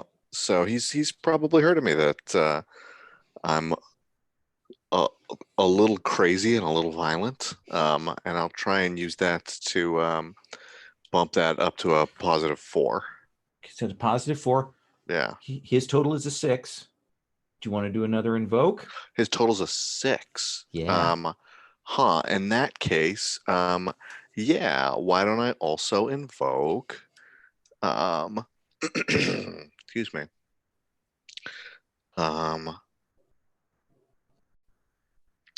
That I am your loudest, bloodiest pal. And I'm loud enough that if anything else is going on that would attract people's attention, it would be unlikely to do so right now. So I think what happens is you do get him kind of caught up in the sea of people before he can kind of realize it, and you're kind of pressing on him and you're screaming, and he's kind of in a deadlock right now. He's going to have advantage on you when he gets out of this because it's a tie. But you've got him held. Like he's not immediately going to be able to go after you or murder you and your bandmates at this particular moment. And my bandmates. Just thought I'd mention that. Jamie, what are you doing? And then we'll come back to the Cats Takahiro wrestling match. I'm looking into setting up some kind of like distraction or something. Okay, what would that look like? I was thinking about starting a fire, but that could It probably get a seems to lot be of your folks. go-to. You can bookend the game with that. Is that what you want to do? A lot of people are going to die here if there's a fire. You know that. Yeah, maybe I could just start something that like causes a bit of smoke and just gets people out, but doesn't like actually burn much. Interesting. You want to try and do that with your occultist, like a little bit of base magic to do that. Sure, yeah. Yeah, Okay. I will say if you light sage in this bad juju area, the sage is gonna go berserk. Like smoke up real bad. Let's have you roll occultist.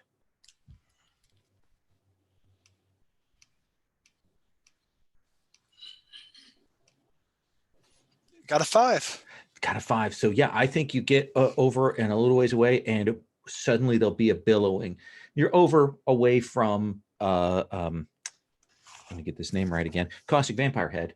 But you're over by Go Fuck Yourself.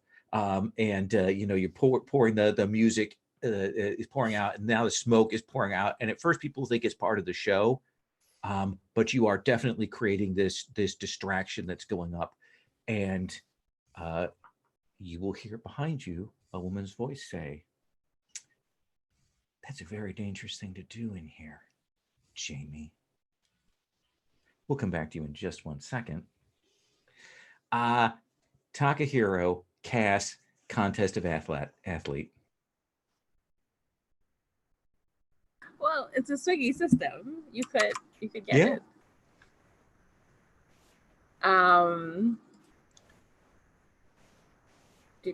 Oh my gosh, so many tabs. Where am I? Okay.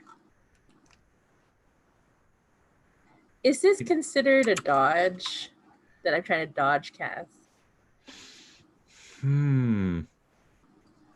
Yeah, if you want to use your stunt, you haven't used it yet, so. I'm so sorry, Cass. Okay, so okay, rolling.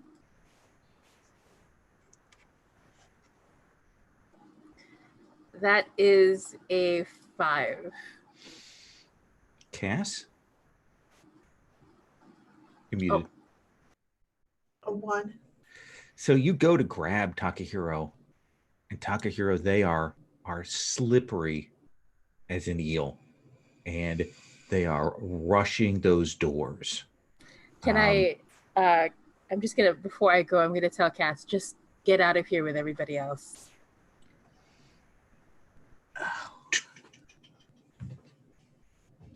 Okay. You kind of stand up, look, you've got Gorilla, so you're good at assessing the situation. You see what's going on over by Plaster's stage. On the other end of the room, you can see that woman over by Jamie. And you see Takahiro rushing the bouncers to bust in to the main, to that other room there. What do you want to do, Cass? And then I'm going to resolve Takehiro's assault on Precinct 13 here. Okay. Let's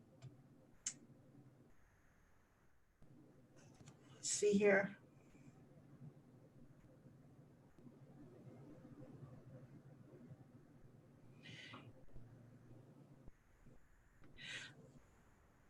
I think she takes sort of, what do you say?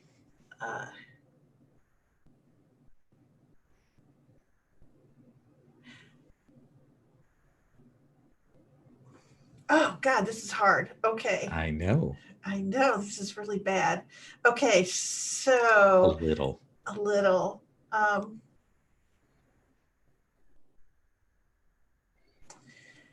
gonna invoke lots of good junk in the trunk. And essentially, I'm going to start walking over towards Jamie, but as I get close, the people that are over by the other group, the Go Fuck Yourself, Mm-hmm. it's kind of pleasing to say.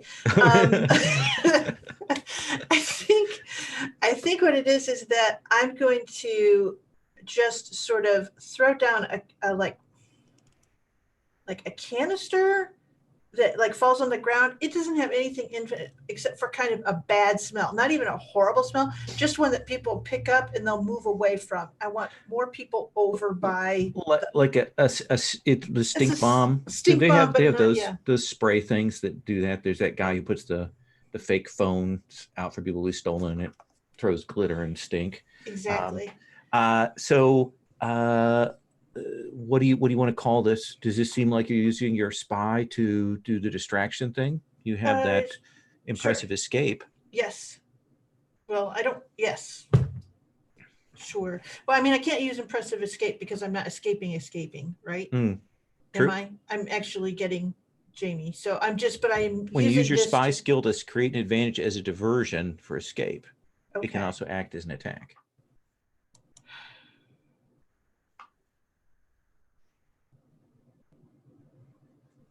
Well, that would be a different kind of thing.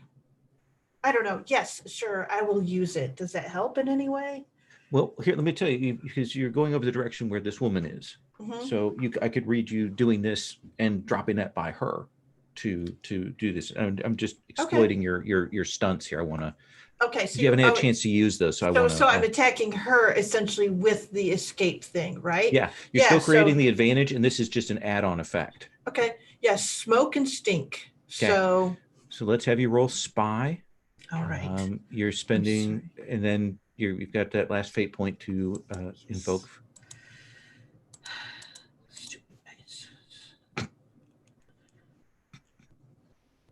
Oh, look at that. Lovely blank all across. So at least they don't underdo it. So I get my standard spy. Or so that's a 4. 4. Okay. So we'll put a stink bomb with 2 invokes on the board here, and that's a 4 for the attack on her. And let me pull for her thing. Let's see, it gets us that. So got a straight, 0. I'm holding it off here. So that will stick, and it kind of sprays up this thing. It actually has a spray, and when it hits, it actually kind of sprays her in the face a little with that, and she will have to essentially mark a physical stress on that from that shot there. Sound good? Takahiro. So do you think this is a fight thing? Yeah. Okay. There are 2 bouncers. Essentially, the bouncers are considered a single character. They're the obstacle that you're going to have to fight your way through here, as they kind of see you coming, and you're clearly belligerent, to say the least. The bat comes out, and they kick back their stools, and you see them kind of stand up. Looks like a couple of big half tie guys, and they are setting themselves sternly to take you on. Yeah, and I take that moment to I run full hilt and then drop to my knees and bring up the bat and aim for their knees to try to sweep them. Okay. Let's see if it goes well. All right, roll fighter. Okay, here we go. All right.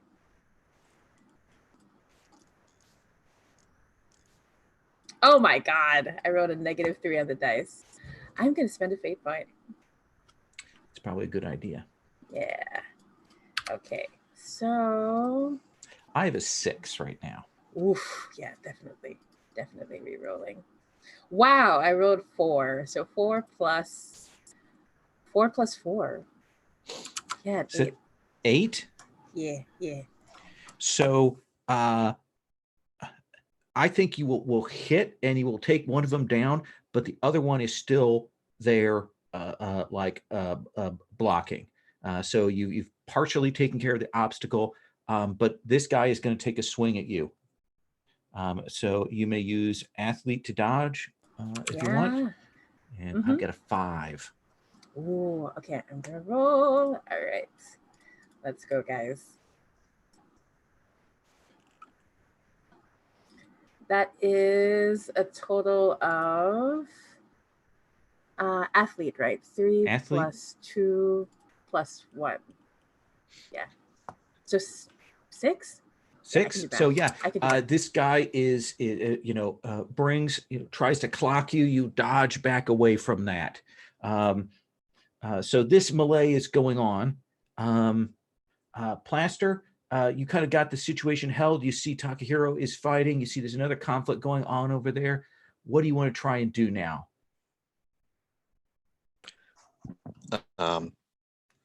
Would I spend a fate point if I wanted to do one of those things to say, like, look at this cool thing I thought to prepare before this show, Yeah. but never actually told you about?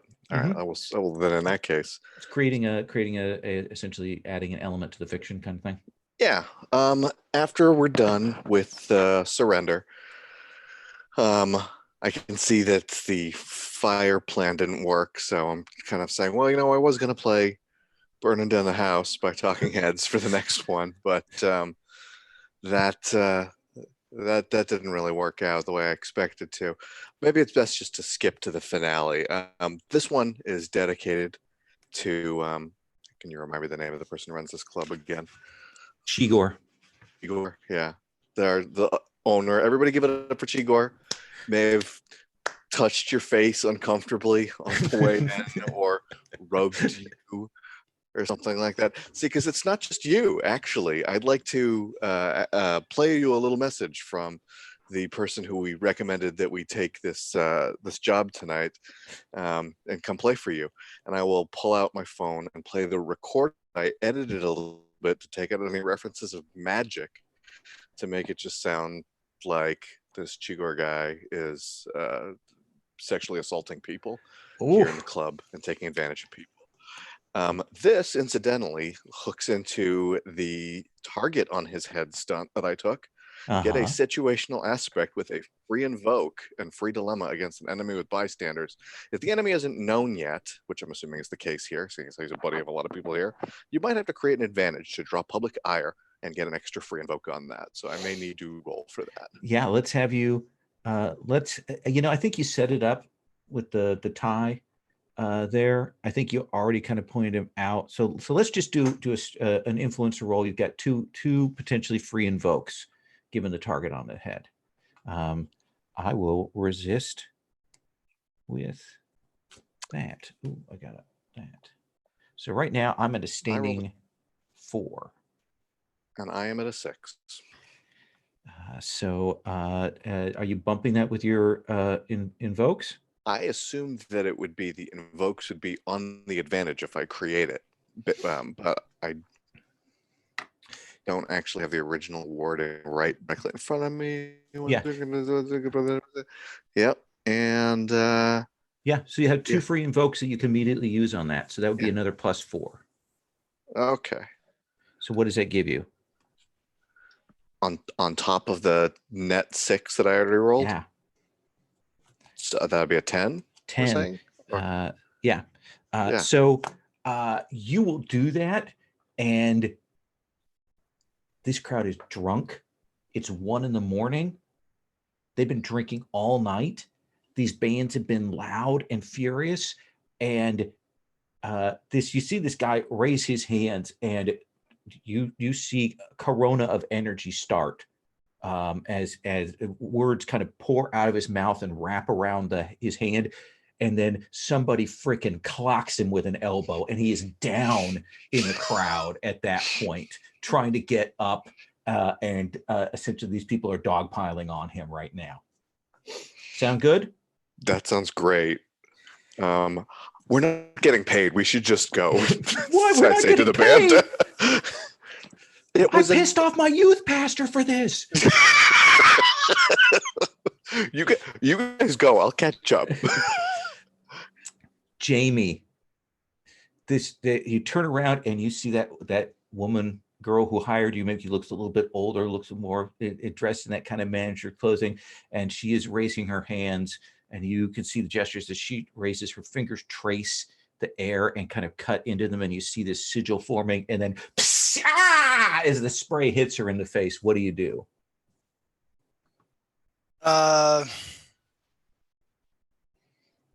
You could run. You could try and take her out. What do you want to do? Yeah, I'm gonna try to kill her. Okay. How are you going to do that? We've never established that I have a gun or anything. I guess I'm just gonna try to stab her or something. Okay, that sounds like fighter. I've got a 0 on my poll. I got a 1 plus my natural 1, so that's a 2. Okay, so right now we're tied. Invoke. Yeah. I think I'm gonna invoke almost always monsters to be like, I was ready for this on some level. So I'm ahead by 2. Okay. Do you want to invoke your no stuff? You've got that free situational for having prepared. Oh, sure, yeah, I'll do that.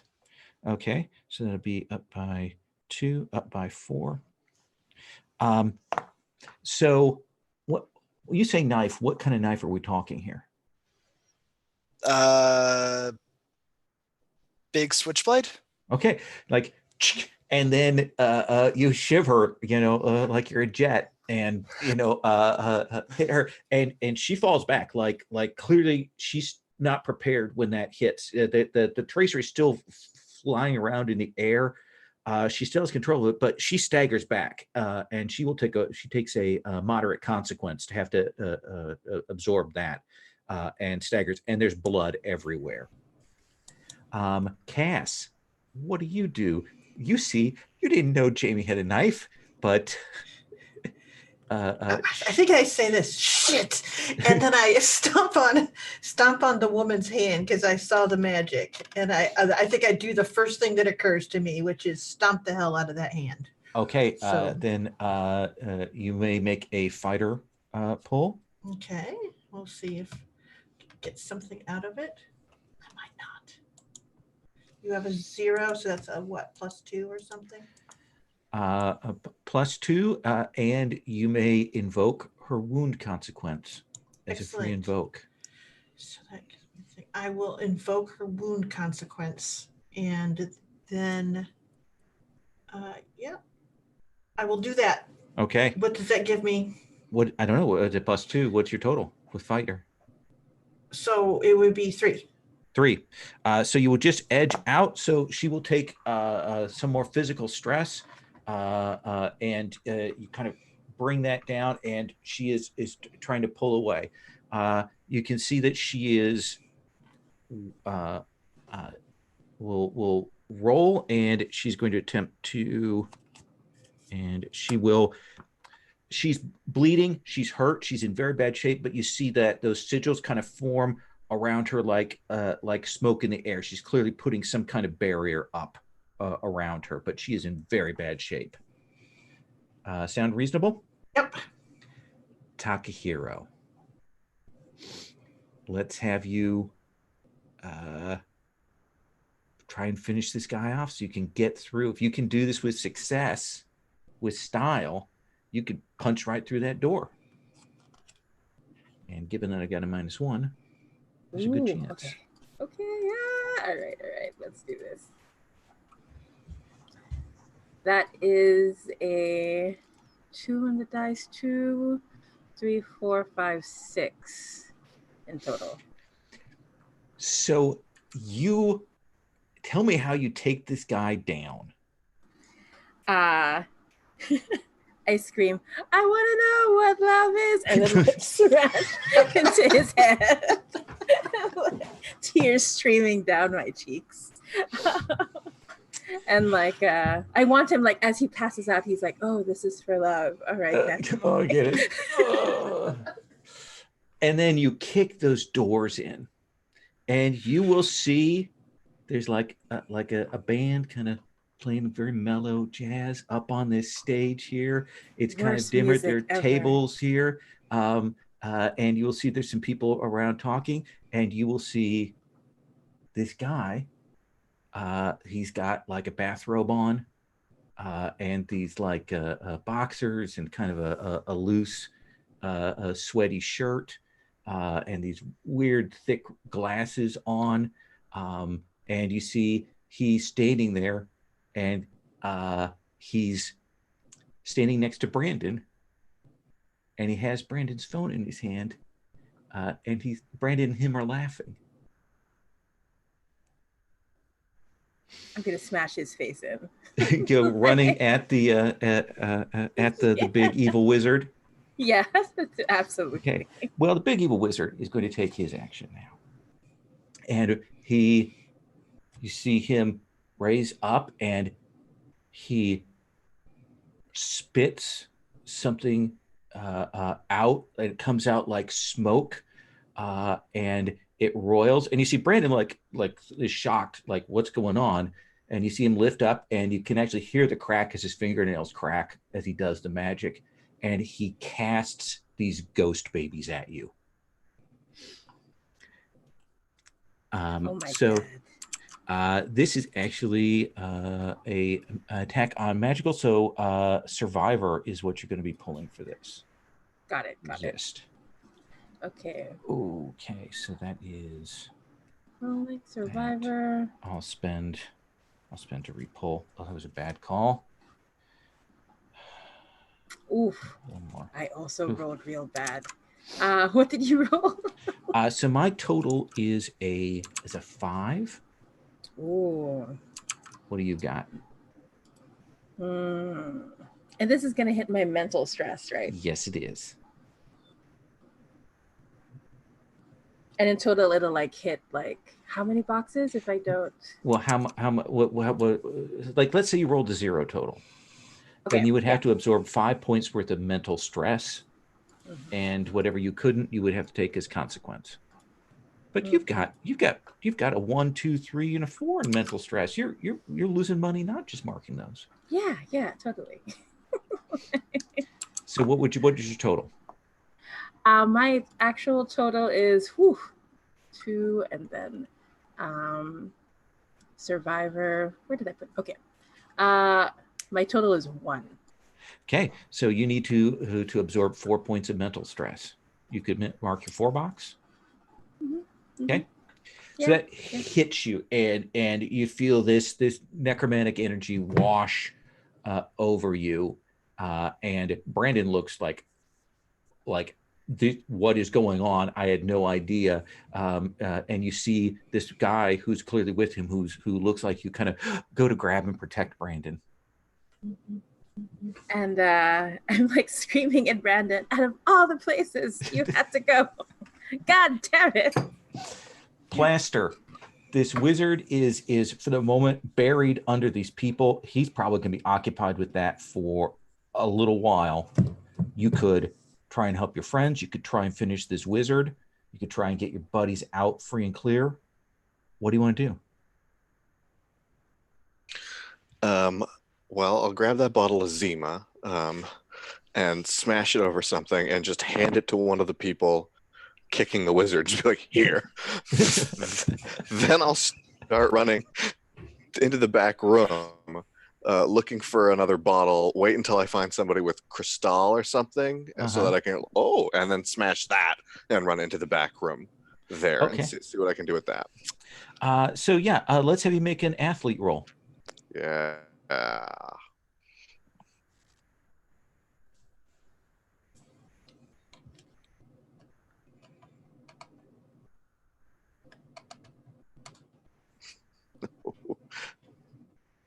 That would be a net +1.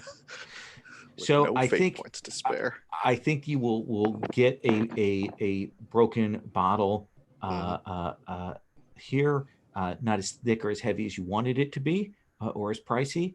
And I think that essentially you will run through this back hallway and pop out into that back room. You won't be able to act on this round, but you'll get in there and you will see that scene.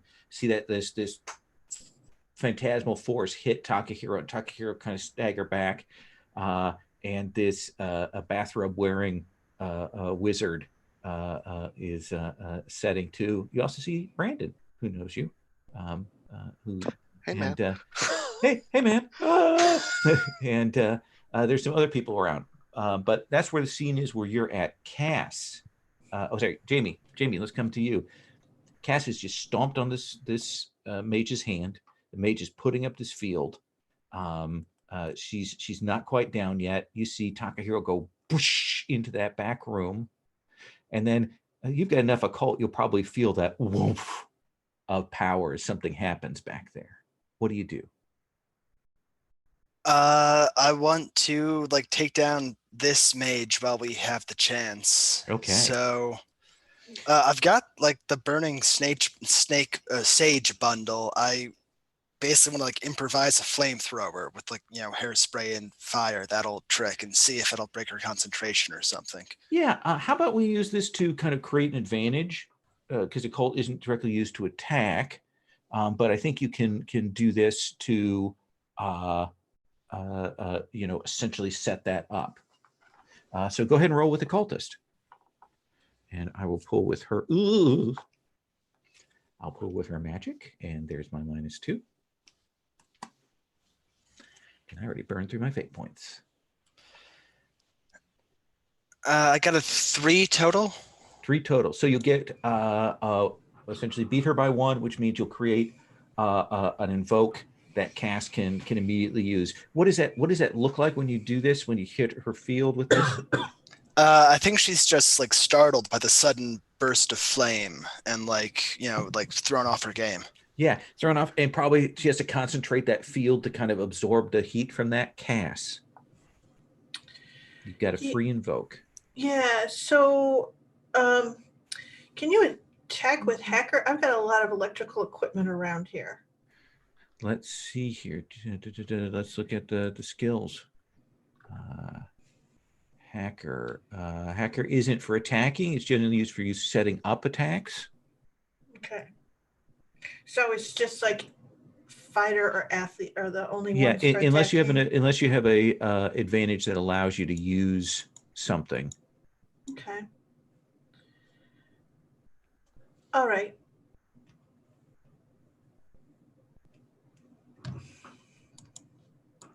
So I guess I will just use athlete. And let's see here.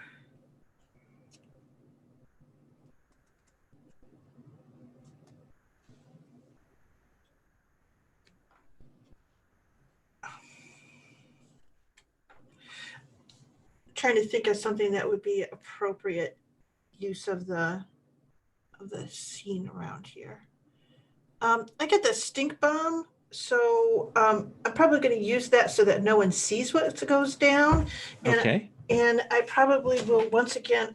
I'm going to attempt to sort of curb stomp her against that sort of a stage thing that's there. So using the environment to just give her more force when I hit her. That seems reasonable. Let's have you roll with fighter.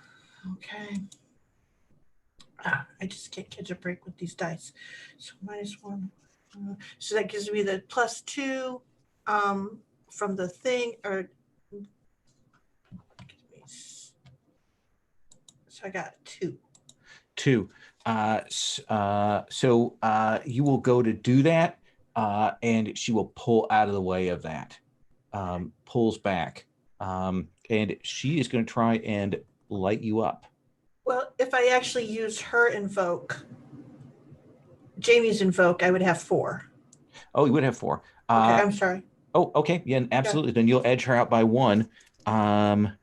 She has to take a mild consequence now. So you get another free invoke on her on next round as you smack her against that, and she's trying to pull herself up, and she is almost out. Like Okay. she's definitely going to go out here soon.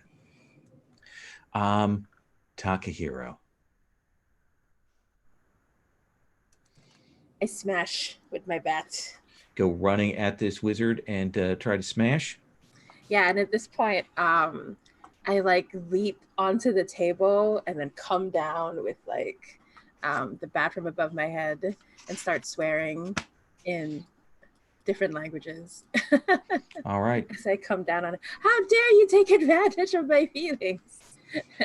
All right. I'm going to spend my last fate point to pull Ooh. past that -3. Okay. Okay. So I've got a 6. Ooh. Okay. Essentially, you see him raise his hands up, and there are spirits that form to take that blow. How many fate points can I use in one roll?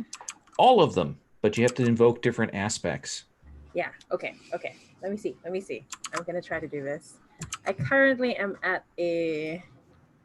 The dice didn't do so well, but they just canceled each other out. So I'm at a 4 with fighter. I'm thinking bat first, questions later. My ex-boyfriend is in a swang. My baseball bat is my boyfriend. And my family was a big deal once. I think like I could use the Yakuza methods of like going for broke. So that's all 4 fate points at once. So what is your total then? It's going to be 12. yeah. 12. Yeah. Uh-huh. That eats up all of his physical stress. All of it.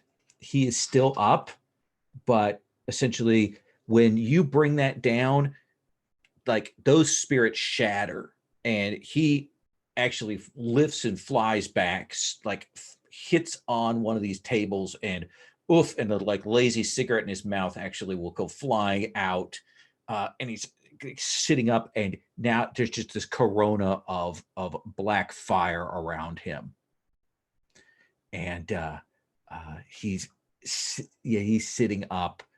You can see probably one of his glasses is cracked now across that, and he's like, my turn.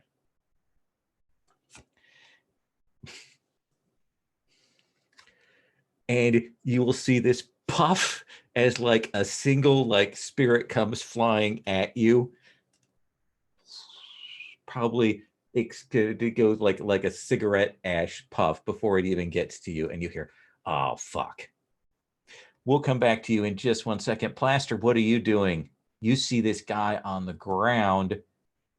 You see him pull up black fire, nimbus corona of energy, and then at Takahiro.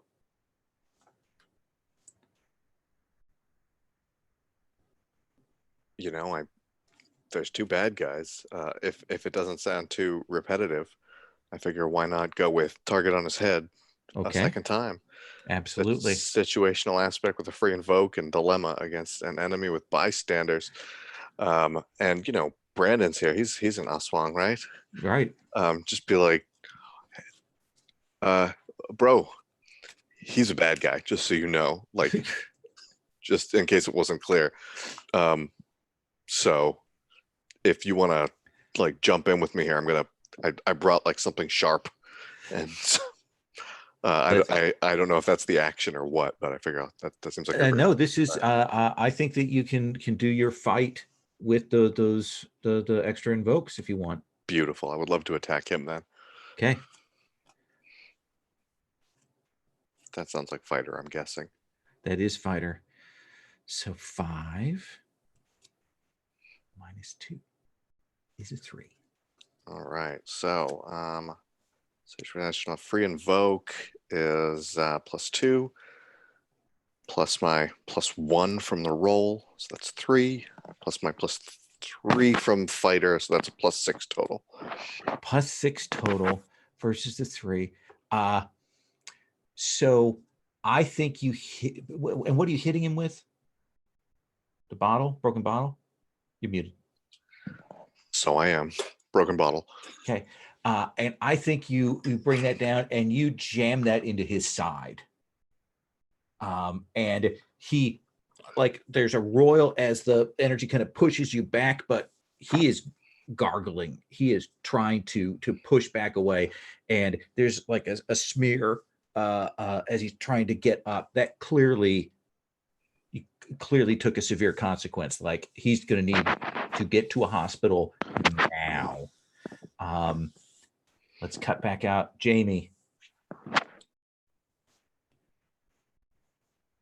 how do you finish this poor put upon evil wizard? Stab her again? Okay.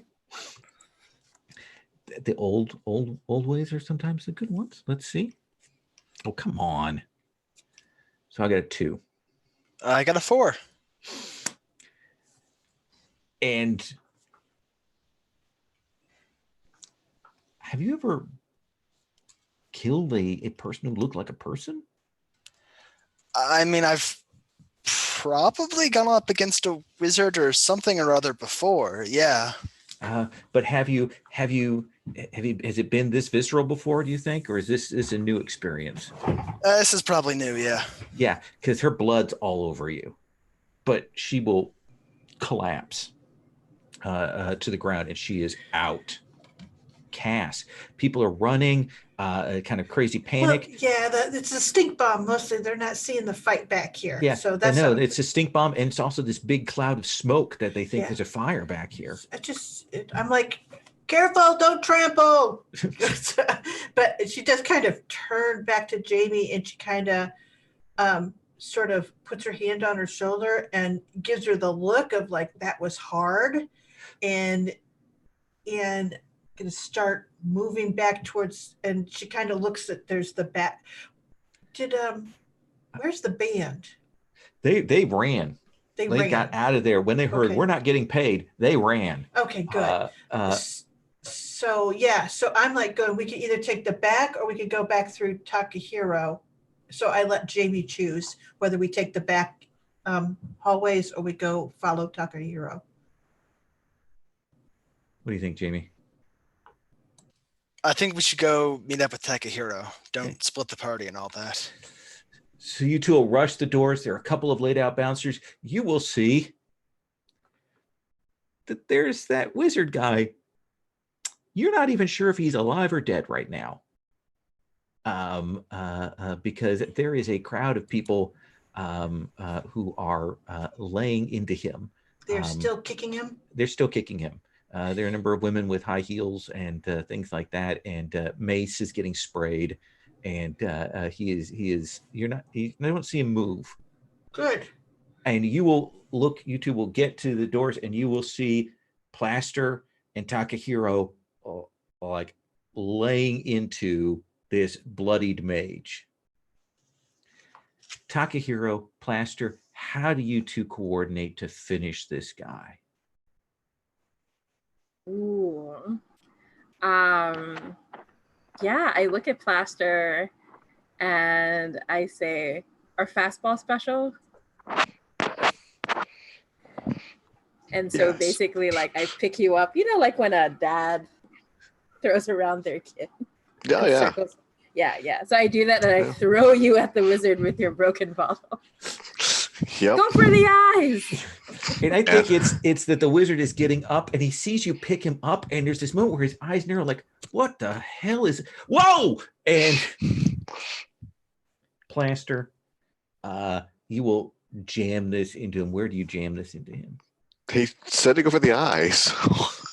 And I think we don't see it on screen, but we hear the sound effect of it, and then we can hear the crump as this wizard's body hits the floor. Oh, that always do the T-ball special next time. Jeez.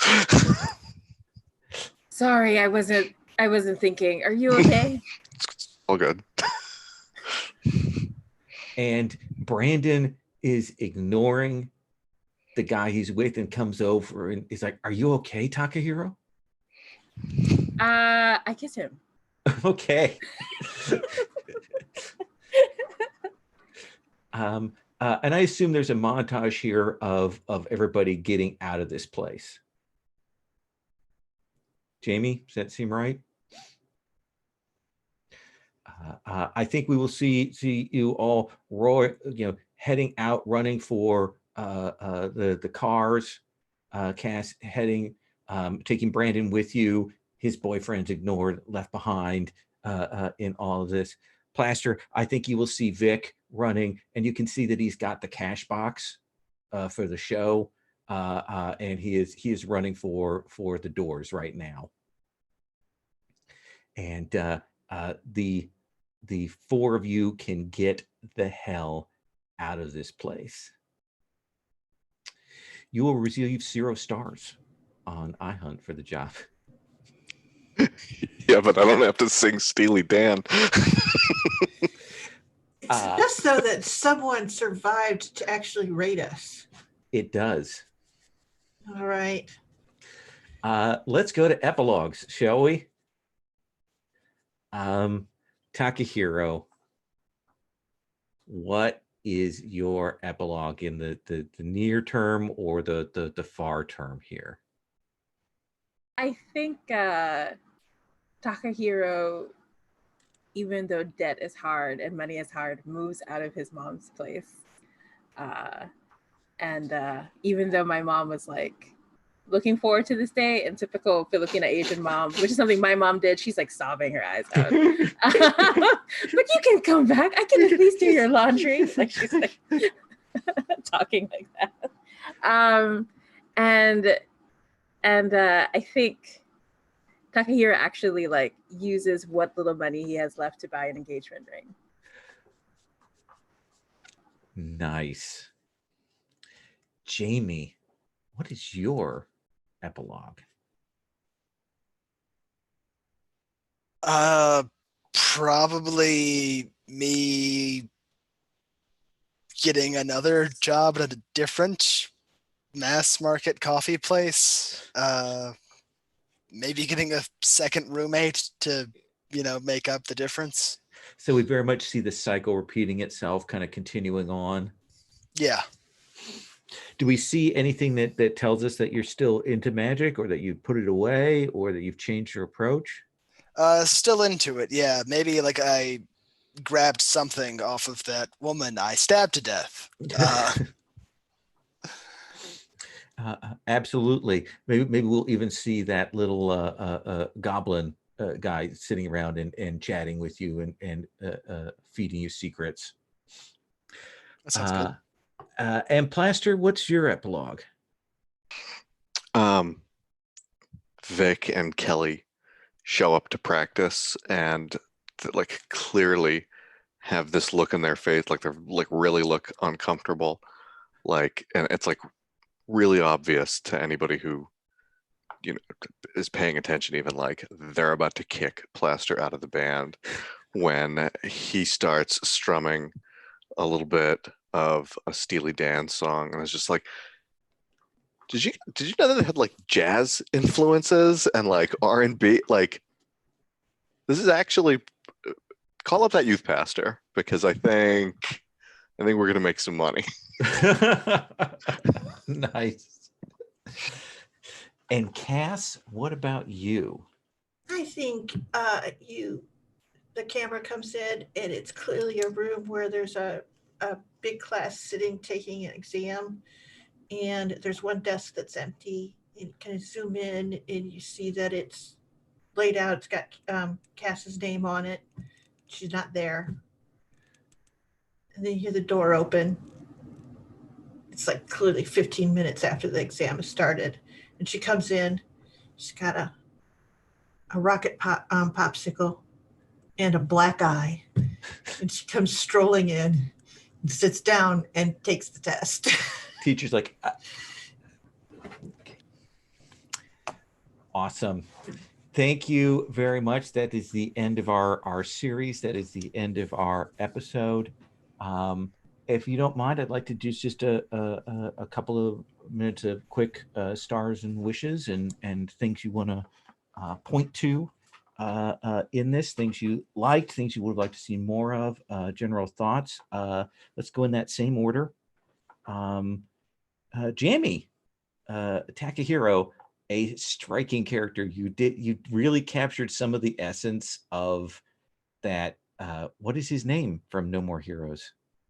Yeah, I keep forgetting his name, but I was really like channeling him the Travis whole Touchdown. time. Yeah, Travis. Yeah, I never Yeah. played this game. I haven't either, but I Amazing. watched enough to know. So give us your thoughts. Yeah, so this was so much fun. Like with Fate, I never really know if I'm doing it right or if I'm handling it right. So it was really fun to do it. Click to Sherry's face. Sherry's face is like, it's not your fault. But it was really great to do it with this group. I had so much fun relearning the system. I really loved the setup and the premise. It was really, really great. I liked how patient you were with me compelling myself all the time. That was really great. It was so much fun. I'm so sad this is our last session. So, but yeah. I had a good time. Yeah. Anything else you want to say? I really liked I thought forecast with Takahiro, like just grabbing him by different parts of clothing. I really liked how everyone we somehow came together in that last scene. That was really great. I really thank everyone's patience with Takahiro. That was fantastic. But I love seeing all the characters. I would have liked to have seen more of Jamie. But that knife thing was surprising. It was a really good revelation of a character. Yeah, that was really good. But yeah, I think that's about it. Like, it was, everybody Okay. did such a great job. I loved everybody's characters. It was so much fun. Kyle? Pretty fun. A lot of, monster hunting in the gig economy. Yeah, it's a good concept. I think it was delivered well. No particular wishes. Okay. I will say, I think actually you pointed something to this is a game that really feels to me like it needs more sessions to breathe, like more sessions to have some RP downtime and to build on it. Because there's a lot of good world here, but you can only do so much in 5 sessions. Because I would have loved to have been able to like dig more into what it means to be an Evelina, to see what that culture was like. We saw a little bit of it with that character that you brought in last time, but I would have loved to have a chance to have explored that more. So Yeah, because there's so much going on in the world. The setting is really rich, and it's not too much. Like, it's really just a lot that you want to explore. Mhm. Yeah. Jason, your thoughts? I mean, yeah, echoing that last thing, I think I mentioned over email. I don't know if we talked about it at all on the recording, but like after our first session, I was like, well, guess I'm going to read a bunch of novels now. And so like I went and read like, I don't know, like 3 iHunt books, like right after that session, like and they're quick reads too. Mhm. So it was, if we're to talk about wishes at all, just that it'd be nice to play more and actually like get a little bit more into like what's going on in the setting and stuff like that. Doesn't necessarily have to be like what's going on like in the canon or whatever, so much as just the setup is a cool. I mean, it's a Buffy takeoff, but it's feels like a more self-aware and culturally aware Buffy takeoff, which is especially the case in the books too. I mean, there's a lot of fourth wall breaking in those, like specifically saying like this book is after all a Buffy satire. But yeah, in terms of stuff I dug, I have to echo that I loved everybody's characters, and I loved the I can't believe we survived that situation at the end, and like that's always a really fun feeling, like where you actually feel like my character's gonna die here, like there's no way we're gonna get out of this, but like also it's fate, so like there's almost always a way to like get out of it. And so I feel like in some ways the way that you've run this reminds me of the things that I like about fate, a sometimes maligned system that I feel like no, but you can do it right and it's fun. Like, and like it gives you that like feeling of I'm watching this TV show, but also I'm making this TV show, and like and you get the same like sort of like narrative beats and the ups and downs and stuff like that, and I enjoyed that a lot, so that was good. Thank you. Good. Sherry? So I loved everyone's characters. Like I would go get tattoos with them. So that's, except that I won't because you can't right now we're all in lockdown. But anyway, but I really love the characters. I like this game. I love the setup and everything. I do hate the dice. I will always hate the dice. I would like to use action cards instead. If you would please make action cards work online, that would be That's much hard. appreciated. It's hard. I've tried. How do the action cards work? Oh my gosh. It's a fate inspired thing. Everybody has a personal deck of cards that they tune to themselves. It's a randomizer. It's not it. You just draw from it. Everybody's deck is different, and everybody has some special cards that are represent themselves. And but we've been using that for years, and it's like it's very stripped down, but fun. But the problem is, of course, that it's really hard to do any kind of custom card thing online. So Someday they'll come out with the tools for it. So yeah. But other than that, if it weren't for these dice, this would be the perfect game. But it's just the dice. The dice are their pluses and minuses. It's like a little serving of disappointment. it is a thing. Is I don't know why I feel so strongly about it. It's like there are people that really love it, and I like Fate quite a bit. I really do enjoy it. But the dice are the thing that every time I see them go so swingy, I'm like, oh. Yeah, the swing is so extreme. Yeah. I think that's the thing, right? Like it's I will say, if I have a thing, I forgot when we got to the end. I really should have had it out there. I should have had the edge out there. I completely spaced it because we hadn't used it last time because we hadn't really had that situation. So when we came into this one, I forgot about that mechanic. And that probably would have changed things up, but it was a fun. Oh yeah, and it was fun piling all those fate points and invokes together. It was really great. I love burning things like that. And it's sort of desperately kicking someone to death. That's always an awesome. Yeah, like what happened to that was a nice use. It was nasty because neither of us had the great skills for it. I mean, Jamie rolled. Yes, great, it was just this really like dirty, horrible fight. It was so good though. It's so awful and good. Yeah, it was that kind of, oh God, I don't want to do this, but I got to do this. Well, thank you all very much. Have a great rest of your week. I'm going to stop the recording.